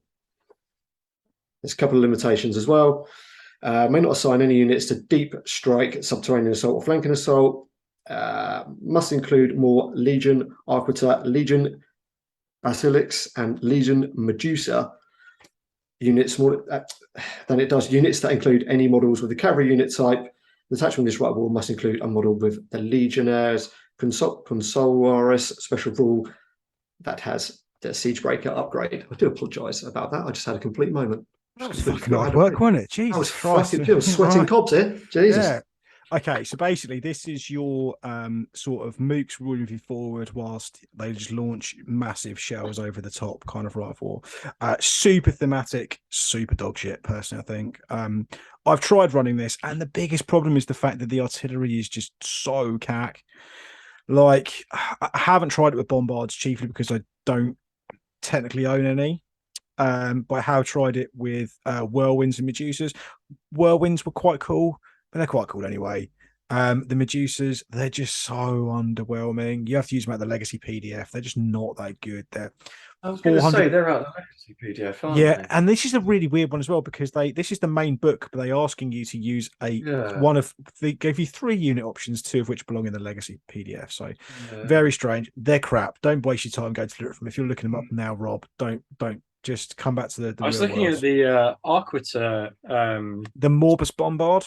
Yeah. So I think the good thing about this is that if you love heavy support choices, then it basically kind of gives you a number of heavy support choices in the form of Arquita squadrons. Yeah. And I think that if you're somebody who's absolutely mad about heavy support, then this is kind of really great. Particularly tanks. But the problem with this, and similar to the warlord traits, is that it's just that there's just one that's just obviously better. Like Correct. I mean, and that's the so problem. much I think. better. Yeah. Yeah. I've played one game with this, and there's too much admin that goes on with like the counters and place, and it's just not as good. And you do realize, like, oh, I'm only getting like 2/3 the shots I'd normally get, and I'm not re-rolling my ones to hit. And I've got, you know, like 1,000 points invested in artillery that is dog shit. That you do think, yeah, it's weird. It's a weird Rite of War because it's wanting you to use old models that are never going to get a rewrite. Yeah. So what's the point? I mean, the only thing I would say about it is this is your classic heavy artillery warriors list, isn't it? This is your classic kind. If you want to run this, like, and you're not thinking like a whack fucker like John, and you just want to, you know, you're not going for top tier. I played this, the first edition version of this quite a lot when I was playing at my local club, and it was fucking filthy. Like strength 10, AP2, 5-inch blast that literally couldn't miss. You would just get your whole army shot off the table by artillery, and it was fucking boring. You just sat there removing stuff. So I do like the fact that you can run it, but like you say, it's just a bit weird that they've got the Medusas. They're all in the legacy rules, and I think if you were to make a couple of amendments to it, now I've kind of considered this slightly. I think if you were to run like ordnance or blast weapons, like template weapons, so like your Vindicators and like your Typhons and the like, I think if you were to include that as well, as opposed to just models with barrage, because that's all that's it's really affecting. Yeah. So I think if you were to have, you know, 3 Vindicator Squadron, and, you know, wherever their shells land, or a Typhon Squadron, wherever their shells land, that you're going to get stubborn within, I think that's super cool. And I think maybe if you were to run, you know, just change some of it. A detachment using this Rite of War must include more squadrons of Legion Arquitors and Vindicators than it does units of the cavalry type, just to make it more up to date. I think it's cool. I think it's really thematic. The problem is it's asking you to use old tech that you don't really want to have to take, because it's not that good. And it's not even like they are shit. Like, it's not like they're not the most optimal choice. I've spent plenty of my life playing with not the optimal choice because it's cool. They're fucking crap, and like they are a waste of time. And I've got 2 here, and like the only reason I've still got 2 is because no prick in the entire world wants to buy them, because they're so absolutely cack. So perhaps I'll run them as bombards. Who knows? Anyway, let's move on. So the armory of the Iron Warriors. So I'll quickly no, I won't. I'm going to let Rob talk to us about Warsmiths. Yeah. So obviously when you run your Hammer of Olympia or Fury of Olympia or whatever it's called, right? You are going to need a Warsmith. So it's a single Legion Praetor, Legion Cataphractus Praetor, or Legion Tartarus Praetor, with the Iron Warrior special rule, obviously. In any given detachment, may be upgraded to a Warsmith for 20 points. A Warsmith gains a Cortex controller and servo arm, as well as the Master of Automata and Battlesmith special rules. A model upgrade to a Warsmith may not be given a Legion Spather combat bike, Legion Scimitar jet bike, or a Legion Warhawk jump pack. So these are like in the fluff, in the stories. The Warsmiths are like the equivalent of Praetor level kind of like characters, right? And they're all members of the Dodecahedron or whatever the fuck it's called. They're a tyrant of yes. So essentially they are they lead the grand battalions. Yes. And then Perturabo has his sort of triarch of 3 favoured Warsmiths. Yeah. And essentially the whole point of a Warsmith is to prove yourself enough to replace one of the members of the triarch. Yes, that's right. Yeah. An interesting management structure that they have. So just a couple of things I would say. I think 20 points is relatively quite cheap, because it also unlocks that Rite of War, and I think that's really worth, like, it's, you know, when you compare it to that, it's worth taking. The Master of Automata and Cortex controller are important because it allows you to unlock the big Iron Warriors robots. What are they called? The Iron Circle. Iron Circle. And it means that you can run around with some Iron Circle now, and then you can also, on top of that, fix your Iron Circle and the wounds on your Iron Circle with your 3-up Battlesmith as well. So it's kind of forcing you in that direction. So if you don't want to stick your Warsmith with a ton of Iron Havocs or Siege Tyrants, then maybe consider doing it with the Iron Circle, which would just look cooler on the tabletop. This is another way, I think, for me, when you look at the Warlord trait with regards to an additional shooting attack and robbing cover. This is all about adding utility. I think it makes him even more utilitarian. I think that's also another big win. But I would also say, don't forget about the core Warlord traits. Yeah. No, by all means, some of them would absolutely be quite good with that, because there's one that I think adds an attack to every unit. One that gives pinning. Every model in your unit gains. Oh, you don't have to worry about pinning, mate. There's plenty of pinning. If you were running Iron Circle and giving them an extra attack, I'm sure it's something like that. Like that's pretty fucking solid. But yeah. I feel like any other Legion, this upgrade would be 50 points. Yeah, but it's not. It's worth it. Well, so speaking, then let's move on to something that I think is a bit of a weird one, and that's the Graviton Crushers. So, who wants to talk about these? Because I want to talk about shrapnel weapons, so I don't really want to spaff my load on Graviton Crushers. To be honest. I'll have a read of these. Go on then. Graviton Crushers. Any model the Legion is a starter's Iron Warrior special rule, and the character subtype may exchange a power weapon for a Graviton Mace or exchange a Thunder Hammer for a Graviton Crusher for no additional points cost. Additionally, any model with Legion as a starter's Iron Warriors special rule and the Dreadnought unit type may exchange a Gravis Power Fist for a Graviton Maul for plus 15 points per weapon. This does not replace or remove the inbuilt weapon included with the Gravis Power Fist. So that's interesting. So I think for me, it's the fact that there's no additional cost. So for every other Legion I've looked at, you've had to pay, even if the weapon isn't that great, you've had to pay for the upgrade.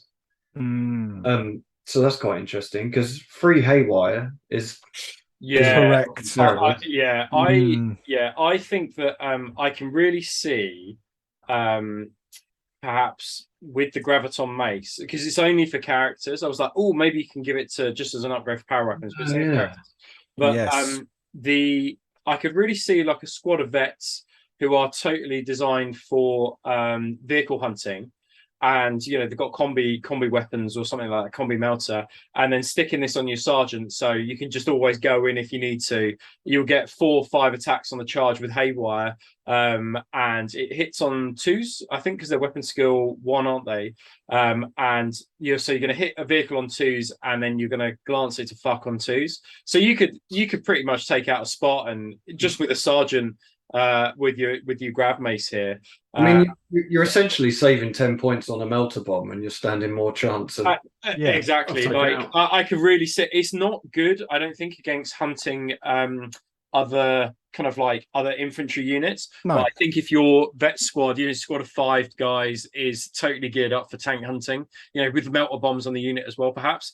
But even then, I'm not sure you need melter bombs, like for if you've got your grab mace or hammer, whatever it's called. So I really rate this as a weapon, but don't get involved in hand-to-hand combat with a tactical squad sergeant, because he will just mulch you with a power fist, I think. Yeah, see, I'm the same opinion as Rob. I think this is the one of the 3 that you take. I think the Graviton Crusher, I think you're going to take something else. Yeah. Great. And I think the Graviton Maul, I just can't see you taking over a Dreadnought Chain Fist. No, I think the only thing with the Graviton Maul is just a modelling opportunity in it. Of course, it's cool. Yeah, and we shouldn't discount that. Like, it is fucking cool, but I think Chain Fist is also cool. I think you'd rather take a Chain Fist, to be honest. It's the one you've got to pay points for. I can't really see. I don't see it personally, but it's bizarre as well, because the Graviton Maul, although it says +2 strength, really, you're going to go against other. You're going to put this on the Dreadnought, right? And you're going to go against other Dreads, Automata, and vehicles. So really, it's strength 10. With Brutal 2. I think that it's a kind of like a 50-50 on the whether you take this over just a normal fist because of the Brutal 3. But the Haywire is nice, but yeah, absolutely. I think as well, like on a, I think on a dreadnought, it's not warranted personally. Yeah.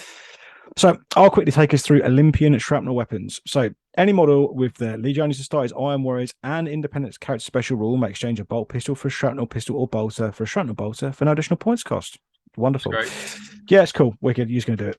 Yeah. However, any unit composed entirely of models with the Legiones Astartes Iron Warrior special rule may upgrade all bolt pistols in the shrapnel pistols and / all bolters for shrapnel bolters and or all heavy bolters for shrapnel cannon for a cost of 2 points per model.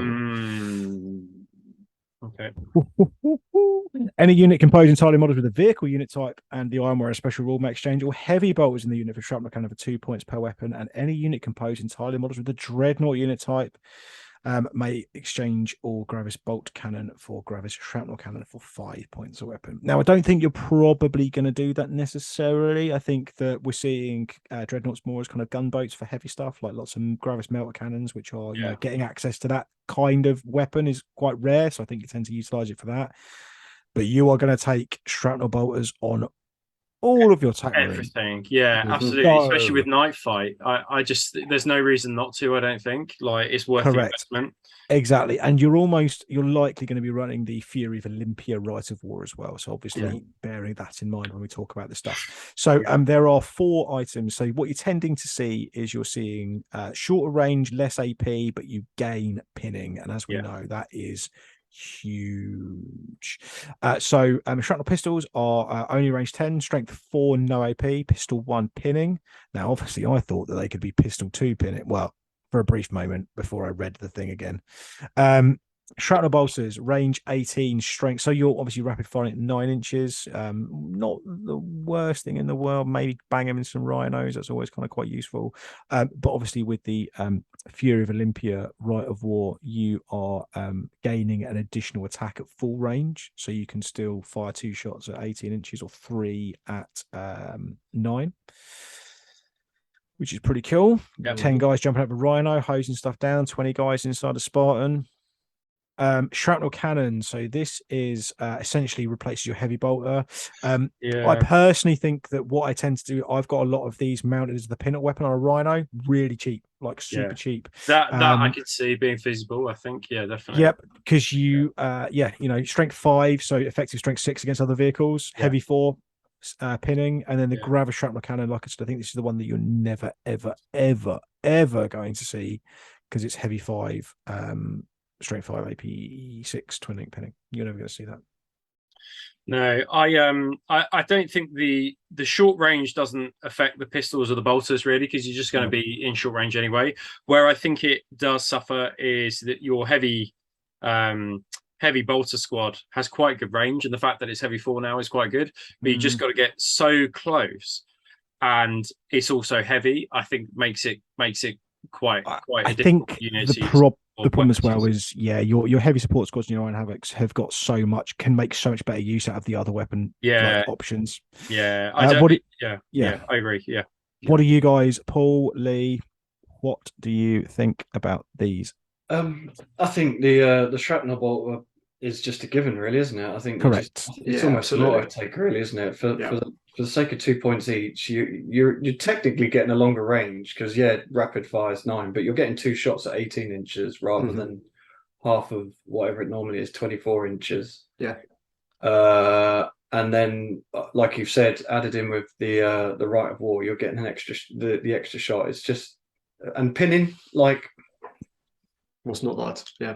It's just. Are you always going to pin something? No, but when you do, like that's 2 point per man has just instantly made its fucking points back. Right, absolutely. But also as well, when combined with the Rite of War, you're getting an additional attack as well. So 20 guys can put out 40 shots at 18 inches. If they can get up close, they're putting out 60 shots. Weight of numbers is going to bring people down, and that's the way the Iron Warriors like to fight. It's just sheer weight of numbers.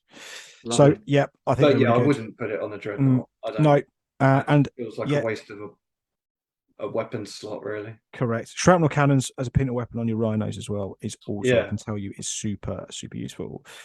Right, so that's the armory. So the next thing to talk about is the big boy himself, the tubby man. Do Iron Warriors even need special units after or the amount of like The amount of and Of course they do. buffs they've just had. Yeah, exactly. Now, I don't think Perturabo is necessarily the weak link, but he's not a top tier Primarch. He's fine. We can go through the rules real quick, but to be perfectly honest with you, one of the biggest things in the previous edition that he unlocked was the versatility of, or the utility of deep striking Terminators. Yeah. And making them troops. He hasn't got it anymore. And I think that really, he's also got Ferris's hammer, but can't wield it as well as Ferris can. So yeah, he's you're not going to see him that often. I don't think, to be honest with you. I mean, we've not even bothered putting the stat line in the presentation because you're just not going to see him that often. He's super cool. I mean, him marching around with 6 Iron Circle in a Mastodon, as we discussed before, is going to be the best thing you'll ever see at any event you go to. But honestly, he won't get a lot of play. He's 425 points, 35 points to give him Forge Breaker Desecrated. He's pretty cool, but most other Primarchs are going to fucking have him on. He's got a 2-up, 3-up, so he's quite survivable. Yes, in terms of he is tanky. In terms of how Primarchs go, and his although his weapon is, have we got stats for him? Have we got any rules? No, the quality for all the stats are, from now on, it was too bad. Okay, well, it's probably, so the things that I liked, so you can obviously run him a bit cheaper. Sort of his melee weapons is, so his melee weapon is strength 7. He just uses his fist basically, and it's AP2. So that's nothing to be sniffed at. But the real kind of winner is Forge Breaker Desecrated. So it's strength 12, AP1, which is great because AP1 is, you can only be really found on Melter. But it's melee, and his ranged weapon is an assault weapon. So I assume that he gets a +1 attack for those things. It's unwieldy, mastercrafted, Exoshock 3, which is pretty good, but it's also brutal 2 as well, and he has 6 base attack, so he's going to annihilate any dreadnoughts that he comes in contact with. He's definitely going to annihilate any automata, any Castellax is just going to be like knife through butter, isn't it? It's just going to completely destroy those mech, lick those salty tears off their fucking faces. So he's got some good things, but I think that, as you say, like, just his versatility has just taken a bit of a knock in this one. The amount of builds that you could do around him last time was just so fun and so interesting, whereas he's definitely lost all that now. Yeah, Deep Strike is more powerful, and his rules in the previous edition would have made him, I think, like, so just from a versatility perspective alone, ignoring what he can do and like in terms of combat or shooting, I think he would have been too good. So, but he gets a freebie interceptor advanced reaction as well. Right. What do you do? So yeah. I mean, when you put him with Iron Circle, that's not that good. But if you put him with Siege Tyrants, it's probably going to be quite good. Yeah, but then again, like, what are you doing getting your Siege Tyrants in combat anyway? So that's the problem, and we'll talk about that in a second. Although I think next we're talking about the bodyguard of Perturabo, the Metal Men themselves. Yeah. Everyone ready? Yes. Oh, yes. Paul, what do you think about the Domitar Ferrum, aka the Iron Circle? Okay, the best looking unit in the game, without a doubt. Oh, that is a big call. That is a spicy meatball from Paul. Yeah. Chuck right into the stew. I think they're pretty cool. Yeah, they're cool. I reckon 6 of them, like you mentioned, with Perturabo would be interesting. Although they are a touch quicker than Mr. Turbo with an extra inch movement. A weird one, but there you go. Yeah, and obviously with the shields and with Perturabo, they get to increase their invuln save, I think, if that's right. Yeah, so they've got a pretty decent stat line. They're essentially a pseudo dreadnought. So strength 7, toughness 7 is their sort of highlight, I guess you kind of say. Their weapon skill 4, but only ballistic skill 3. So not that great shooting, but also, to be fair, not super good in combat. Now we talk about the changes to weapon skill, but what they are is they are unkillable. They're just unkillable. Combined with Perturabo, they get even more unkillable. So as Paul was saying, they get a 5-up invulnerable as standard. If they're in base-to-base contact with so 2 others, so a group of 3 together, they increase that by as a moving bulwark to a 4-up invulnerable. No, not just What? another one. It just Oh, it's another one. Apologies, Another one. You're right. It's just another one. Yeah. Mm-hmm. And when Perturabo is assigned to the units, they also gain a 5-up Feel No Pain. So they're going to be, toughness 7, 3-up, 4-up, 5-up.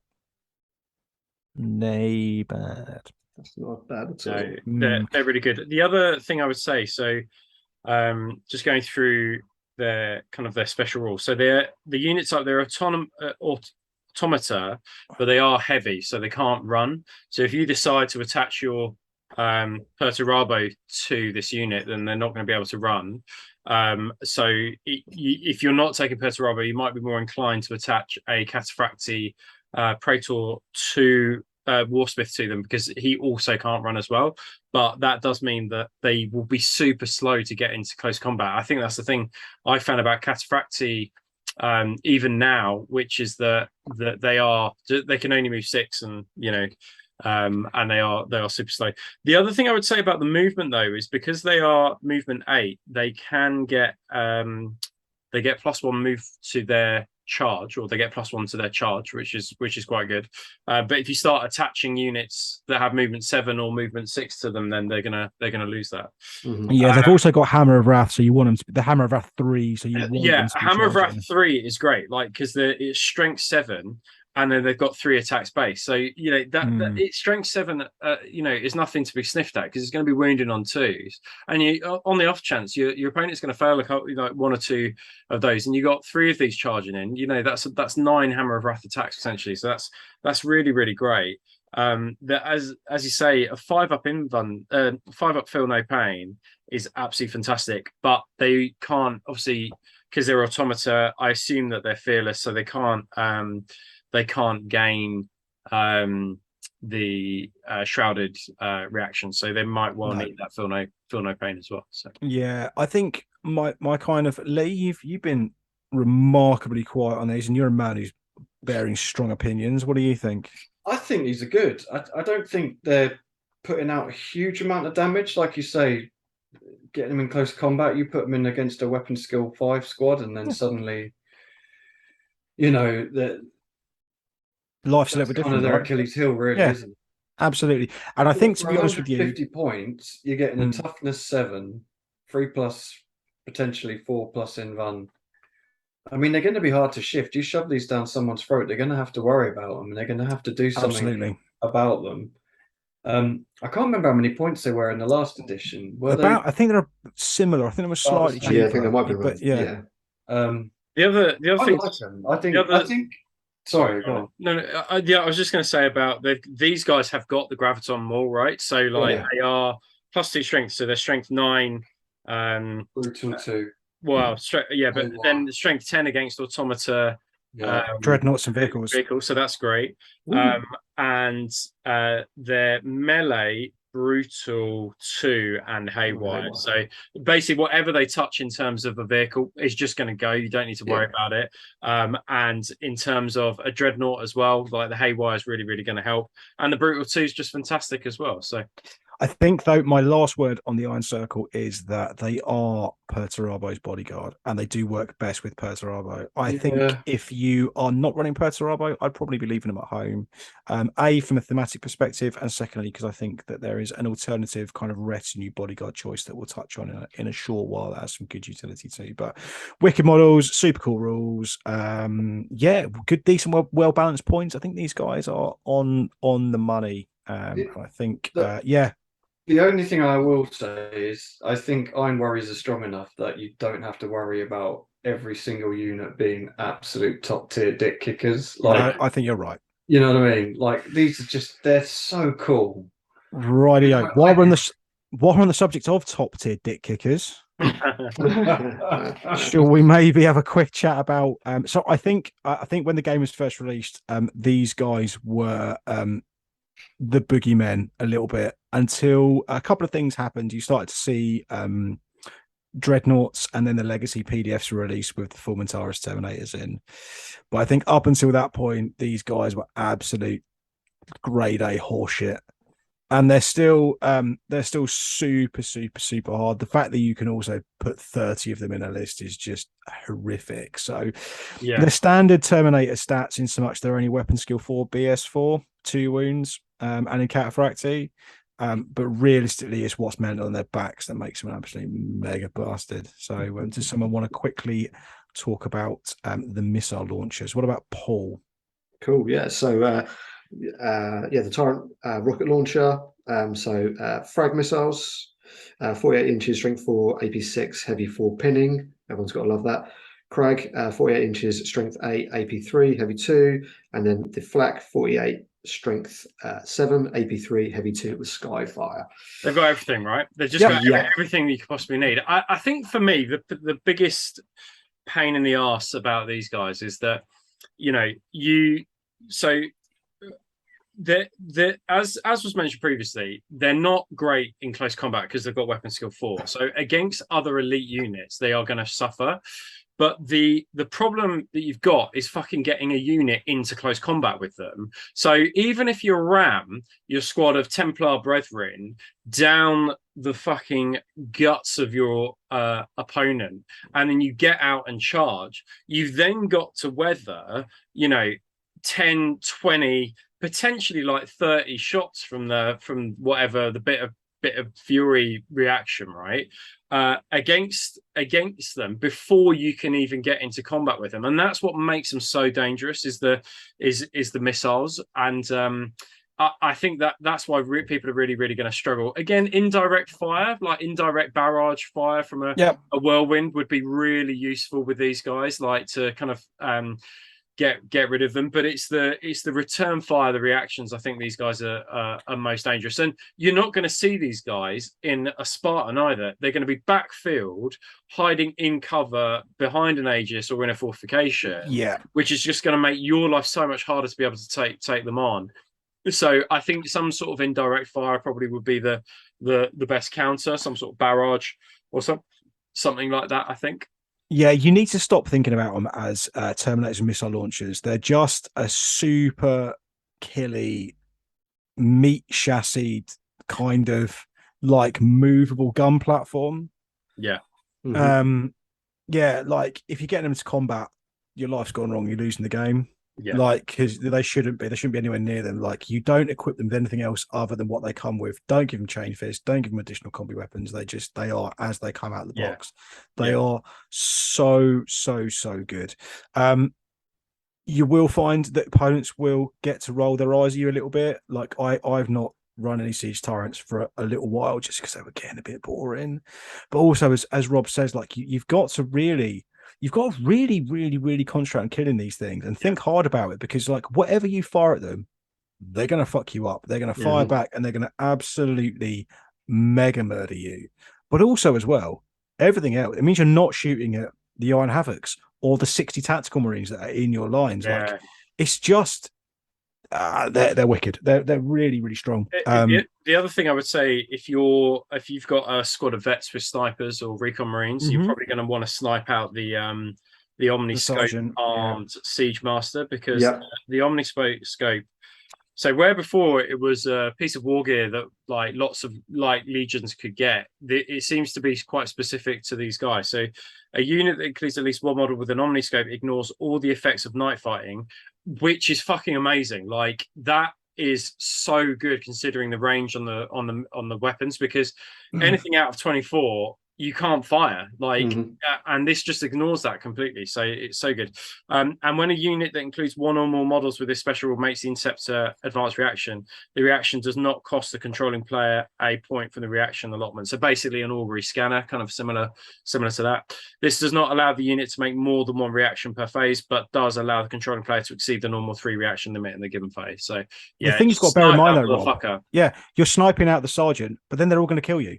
Like you're sacrificing your entire unit of vets Yeah. Yeah. This is the thing, right? So this is the thing, especially why I think about having 2 reactions in the shooting phase with this army is almost so vital.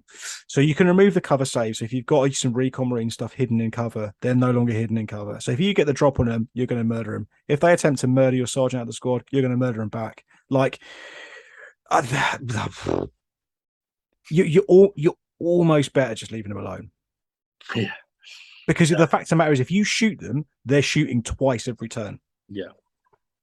You're better off just leaving them. They're strength 9 against vehicles with their crap missiles. They're strength 5, heavy 4. Like if you've got a lot of lightly armored stuff, like if you've got some rhinos, I mean, it doesn't matter. They're killing whatever they come across. They don't need those additional attacks from the warlord trait. I don't think they're just rocking. Lee, have you got anything more to say? No, I mean, there's no negative to them, really, is there? Oh, correct, exactly. They tick every box. They're slow moving, but they don't need. They can move because they've got the range. They're infantry. They're not going to get slowed down. Yeah, they're just. The other question I would ask, and maybe somebody can write in the comments: are they the most expensive Terminator unit in the game? Base cost. That's what I want to know.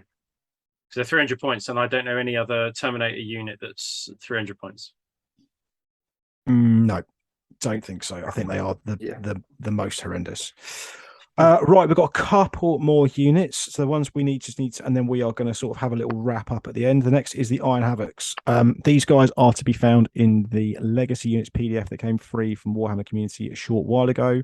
Fucking hell. So we were tipped that these guys were a very, very, very late emission from the actual Liber books, and it kind of shows because you can see they've got a lot of cool rules baked into them. They haven't just been kind of, vindicated or not vindicated, Medusa'd.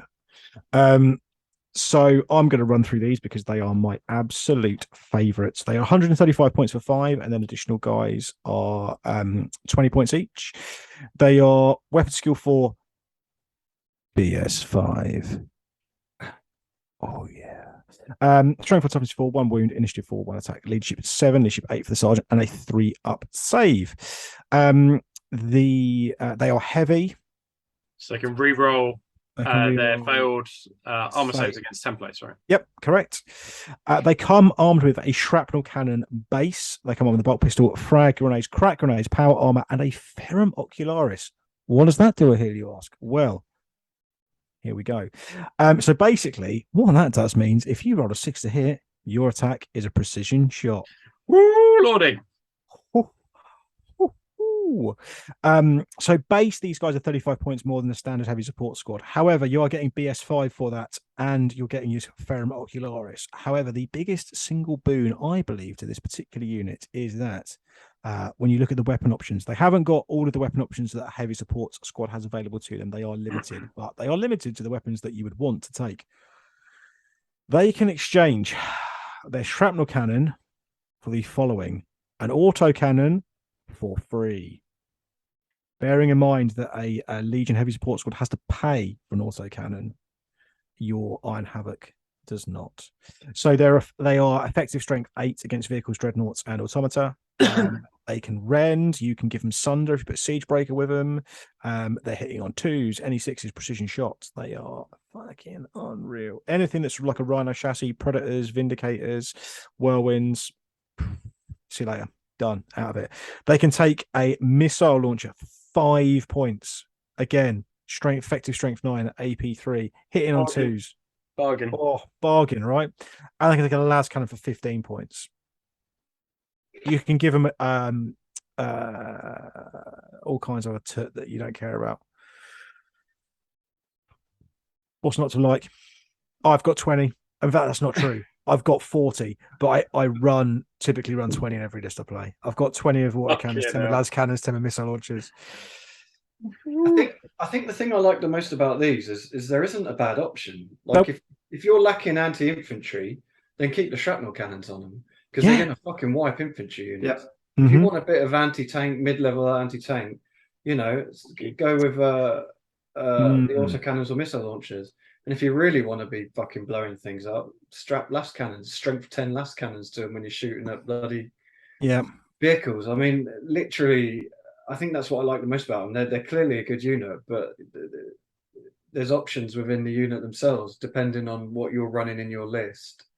you can really fit these in to just, you know, tick that box of whatever you need covering. Like fucking plus a ballistic skill 5 is just that chef's kiss, isn't it? Yeah, there's nothing bad about these. Go out and buy them. You might occasionally find an event that comps out legacy units, but just don't go to them. I think this is. I'd be interested to know why this was omitted from the main rulebook. But the Iron Warriors, I think, are the really good example of shoot. I think shooting is just king in this edition, and we've talked about it previously with the reactions in our reactions episode.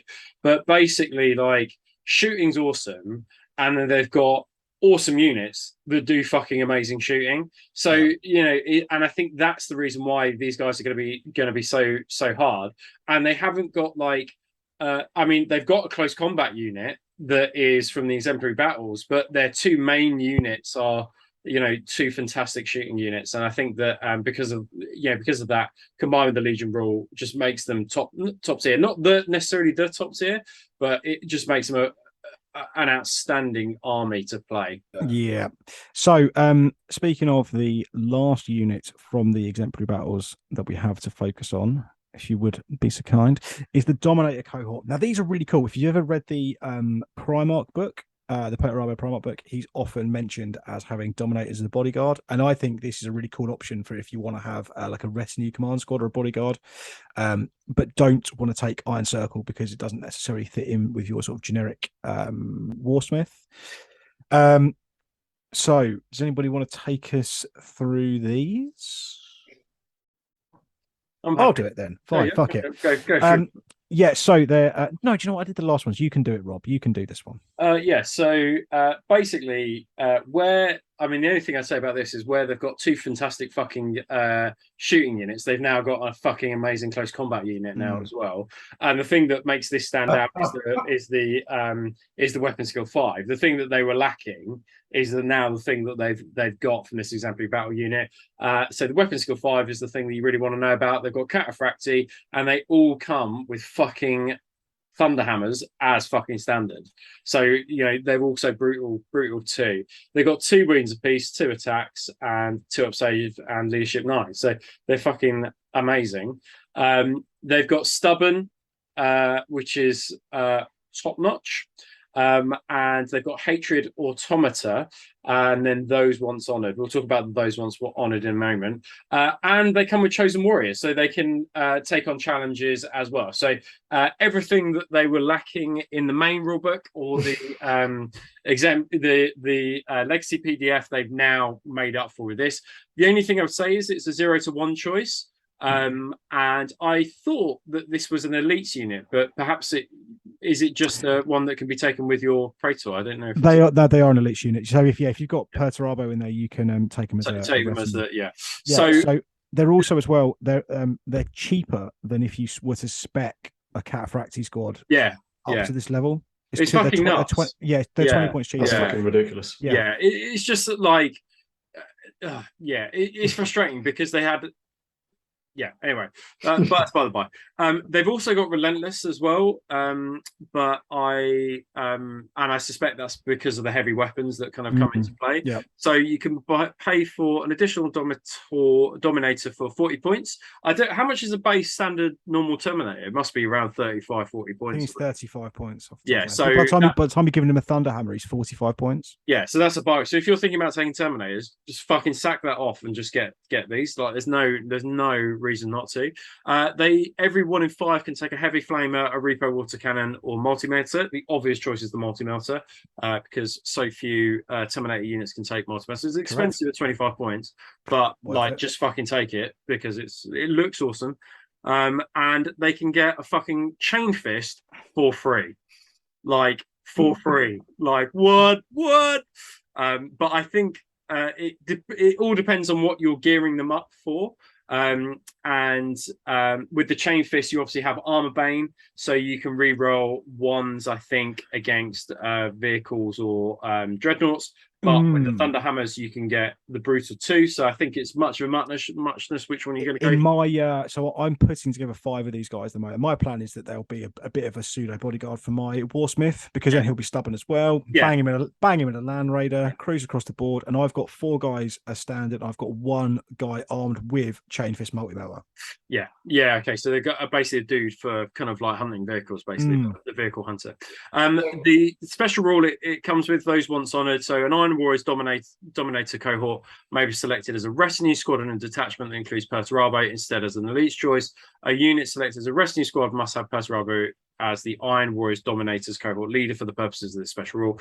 An Iron Warriors Dominator cohort selected as a retinue squad does not use up a Force Orc slot and is considered part of the same unit as Perturabo. An Iron Warriors Dominator cohort selected as retinue must be deployed with Perturabo as part of the unit, and Perturabo may not voluntarily leave the retinue squad during play. All models in an Iron Warriors Dominator cohort selected in this manner lose the Hatred Automata, but gain the Feel No Pain 6-up special rule. In addition, if an army includes an Iron Warriors Dominator cohort selected as a retinue squad for Perturabo, then the army may not include any Iron Circle Dominator, Ferrum class battle automaton. The fluff is really cool behind these. So you hear about these guys a lot in the Primarch book because it details obviously pre-heresy for the most part, and where the Dominators were considered to be like the elite Terminators. They were Perturabo's sort of personal bodyguard, and essentially they at the opening of the Heresy they kind of super underperformed. Perturabo was like, "Fuck you guys! I can literally make some people out of metal, out of scrap that are better than you." So, and that's why they have Hatred Automata, which I think is super cool. Yeah, that is really awesome. How does if I attached a Primus Medicae to this unit, does the Feel No Pain stack, or does it not? I don't think so. No, I don't think it does. Interesting. Okay. I could be wrong, but I don't think it does, because I'm pretty sure we've had this discussion prior. Interesting. Lee. I find it ironic that he switched these guys with the Iron Circle with the weapon skill 5 bloody Thunder. Fuck off. So I really like these, and I think if you stuck these in some sort of Land Raider Spartan type Storm Eagle, I think there is one thing that has just recently been released that these guys are going to fucking absolutely fucking murder the shit out. Because the thing is, you sit there and you think, like, they got good shooting, blah blah blah blah blah. What's good to soak up shots? You know, like, oh well, Mechanicum, like Automata. Oh well, they get +1 to Automata. Oh well, that's fucked that idea, hasn't it? It's also worth bearing in mind that the standard Iron Warriors are wounding Castellax on 5s as opposed to 6s as well. Yeah. But then you Plus throw in the weapon skill, like the weapon skill 5. I don't think there's any automata in the Mechanicum book that's weapon skill 5. I think you can boost some. I haven't had a proper look through it. But I mean, the weapon skill 5 of the Hatred Automata, you're just going to be murdering. I know, they're so good. And this is what I think I would really implore, and this goes for everybody, go back through and really look at some of the exemplary units, because I think a lot of them, we were all in this sort of, when they were first released, we're all in this kind of like super weird place, right? And everyone was like, well, it doesn't really matter what things are like in this edition because we're going to go and switch it all out in 3 or 4 months anyway. Everyone knew that Horus Heresy 2 was coming, and now everyone's just been so like head into their kind of levers that people have really, a lot of this stuff has gone under the radar. So like, I look back through, because obviously we talked previously about how I'm going to do some Raven Guard, I think, next edition.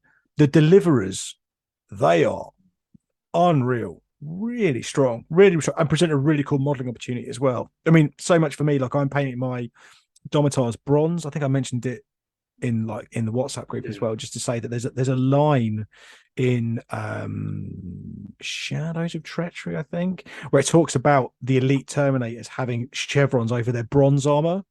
So I think I'm going to go and do mine a kind of really dull bronze as opposed to like an iron or steel kind of color. And there's some really cool conversion opportunities as well. So I think that brings us to the end of the units and kind of probably getting towards the end of the show. I mean, we've obviously talked in quite in depth about the units. And I think as we've kind of gone through, we've sort of talked kind of heavily about how we see utilizing stuff. I think definitely from someone who's played a lot of Iron Warriors so far this edition, I'll give you my thoughts first off. I think they play the way they should play. I think that's really super important. I think that's a real sort of big benefit to the games designers in so much that they've clearly kind of thought about how they want the legions to play. These are pretty straightforward. They're pretty brutal. You want loads of infantry to really benefit from their rules. Shooting units. They are going to be outclassed by other armies in close combat, but it doesn't matter because you just keep feeding guys into them. You keep adding meat to the grinder, and you'll be successful with them, really. So that's kind of my thoughts. Lots of dudes. There's no real bad choices. Yeah, there's some standout ones, but you can build a really kind of balanced list from most units in the book, really. So, guys, what are your takeaways? What do you think about Iron Warriors now? We've spent an hour or so, or an hour and a half, just having a bit of a chat about them. What are your thoughts? I'd like to know what you think about them. Don't play loyalists. Basically, just play traitors soon. Yeah, so you have to play against them at events. Yeah. I think we're all starting Iron Warriors armies now. I think so. Yeah. If you like shooting and you like destroying your opponent mercilessly, I think that Iron Warriors are for you. I do think that, having looked at these things, I think that you need to probably regulate yourself a little bit. Like, don't take Siege Tyrants or Iron Havocs, because that amount of shooting with that amount of reactions, I think is really your opponent's gonna really struggle, I think, and it's just gonna multiple units in your shooting phase and your opponent's shooting phase as well due to reactions. I would be curious to see how something like World Eaters, with all their attacks, would do against a lot of these weapon skill 4 units like Siege Tyrants. I don't think that they would do as well, but I also think that you're going to struggle to get into close combat, so that's something to consider. But they're a really solid choice with some awesome models from Forge World and GW, and really reliable rules. I think that's what makes it a great beginner's army, is that their rules are just so reliable all of the time. Yeah, absolutely. I think they are just super solid. They present some really cool modeling opportunities. There's loads of places to pull kits from. Like, look at some of the mech stuff, look at some of the Iron Hand stuff, look at some of the 40k stuff. I think testaments are kind of how much I've loved the Iron Warriors is the fact that I'm a bit of a kind of not a magpie necessarily, but I tend to get super enthusiastic about something and I'll leave what I'm doing and go off and do something else. The fact of the matter is I just keep getting super enthusiastic about various other parts of the Iron Warriors I've not yet done. They've kind of retained my attention for such a long time that I can't really see myself sort of I think they are the one, really. Yeah, they're great. Cool. Awesome. Yeah. So thanks for sticking with us. This has been probably a slightly shorter episode than we've done recently, but I think that's because we've been able to kind of get on and get another one done without too much real life getting in the way. A couple of things just to focus on before we leave off. I know that we have received a couple of lists to go over, so we want to kind of look at doing more of that. If you guys want to chat more in detail, obviously feel free to reach out to us on the various social platforms. I think have I missed anything?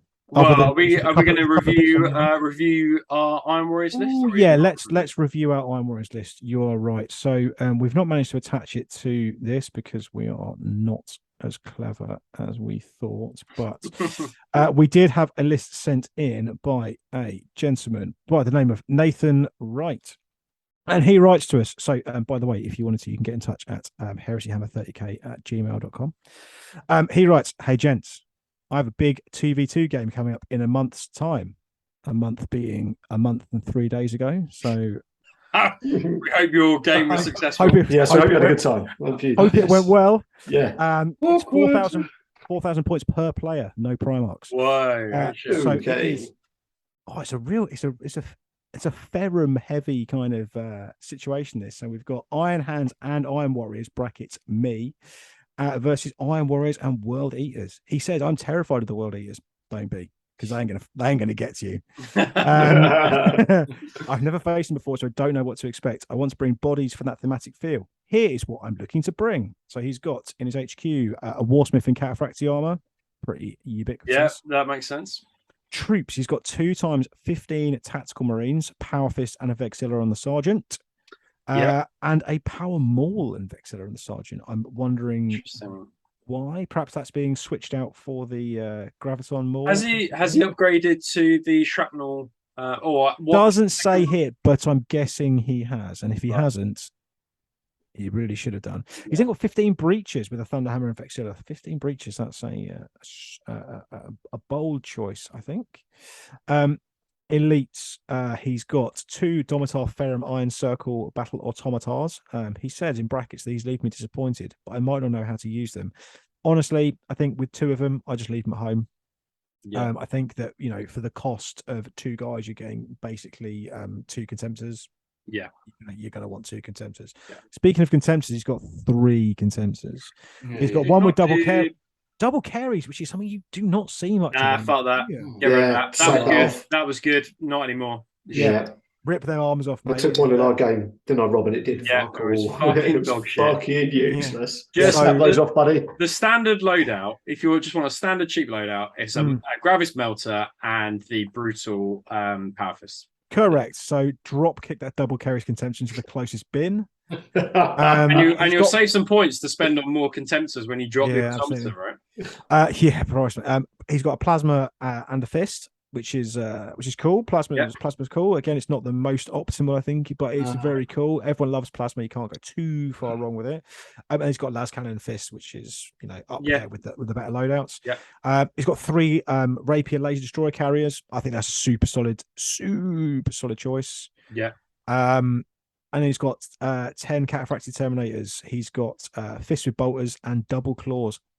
Sack them right off, mate. Get yourself some Dominators. Yeah, I would absolutely fuck those right off, because the points you're spending more points on that loadout than you are on 10 Dominators. It's just madness. Yeah. And then his heavy support.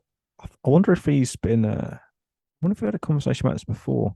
So one thing we will say is that unfortunately your list is unfortunately illegal because it has got 4 heavy support choices in it, but it's a game with friends, so it might affect this matter. So we're going to gloss over that. The old Rite of War unlocked 4 it did. Heavy, so perhaps it's a hangover from that.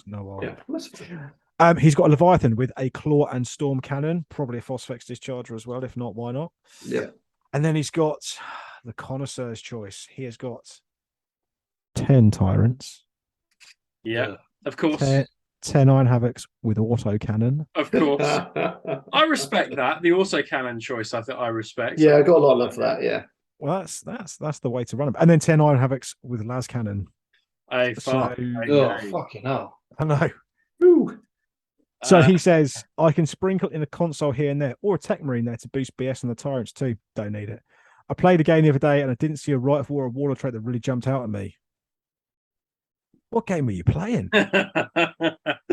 Let me know what you think. So we're not going to be too brutal here, Nathan. We really appreciate you sending this in and really, honestly, being mad enough to think that we're the right people to critique this. But I would go so far as to say, personally for me, if this were my list, and again, without going too mad, Rite of War, you've already got the Warsmith in there. You've already got quite a lot of Marines with bolt guns, so you want to run Fury of Olympia.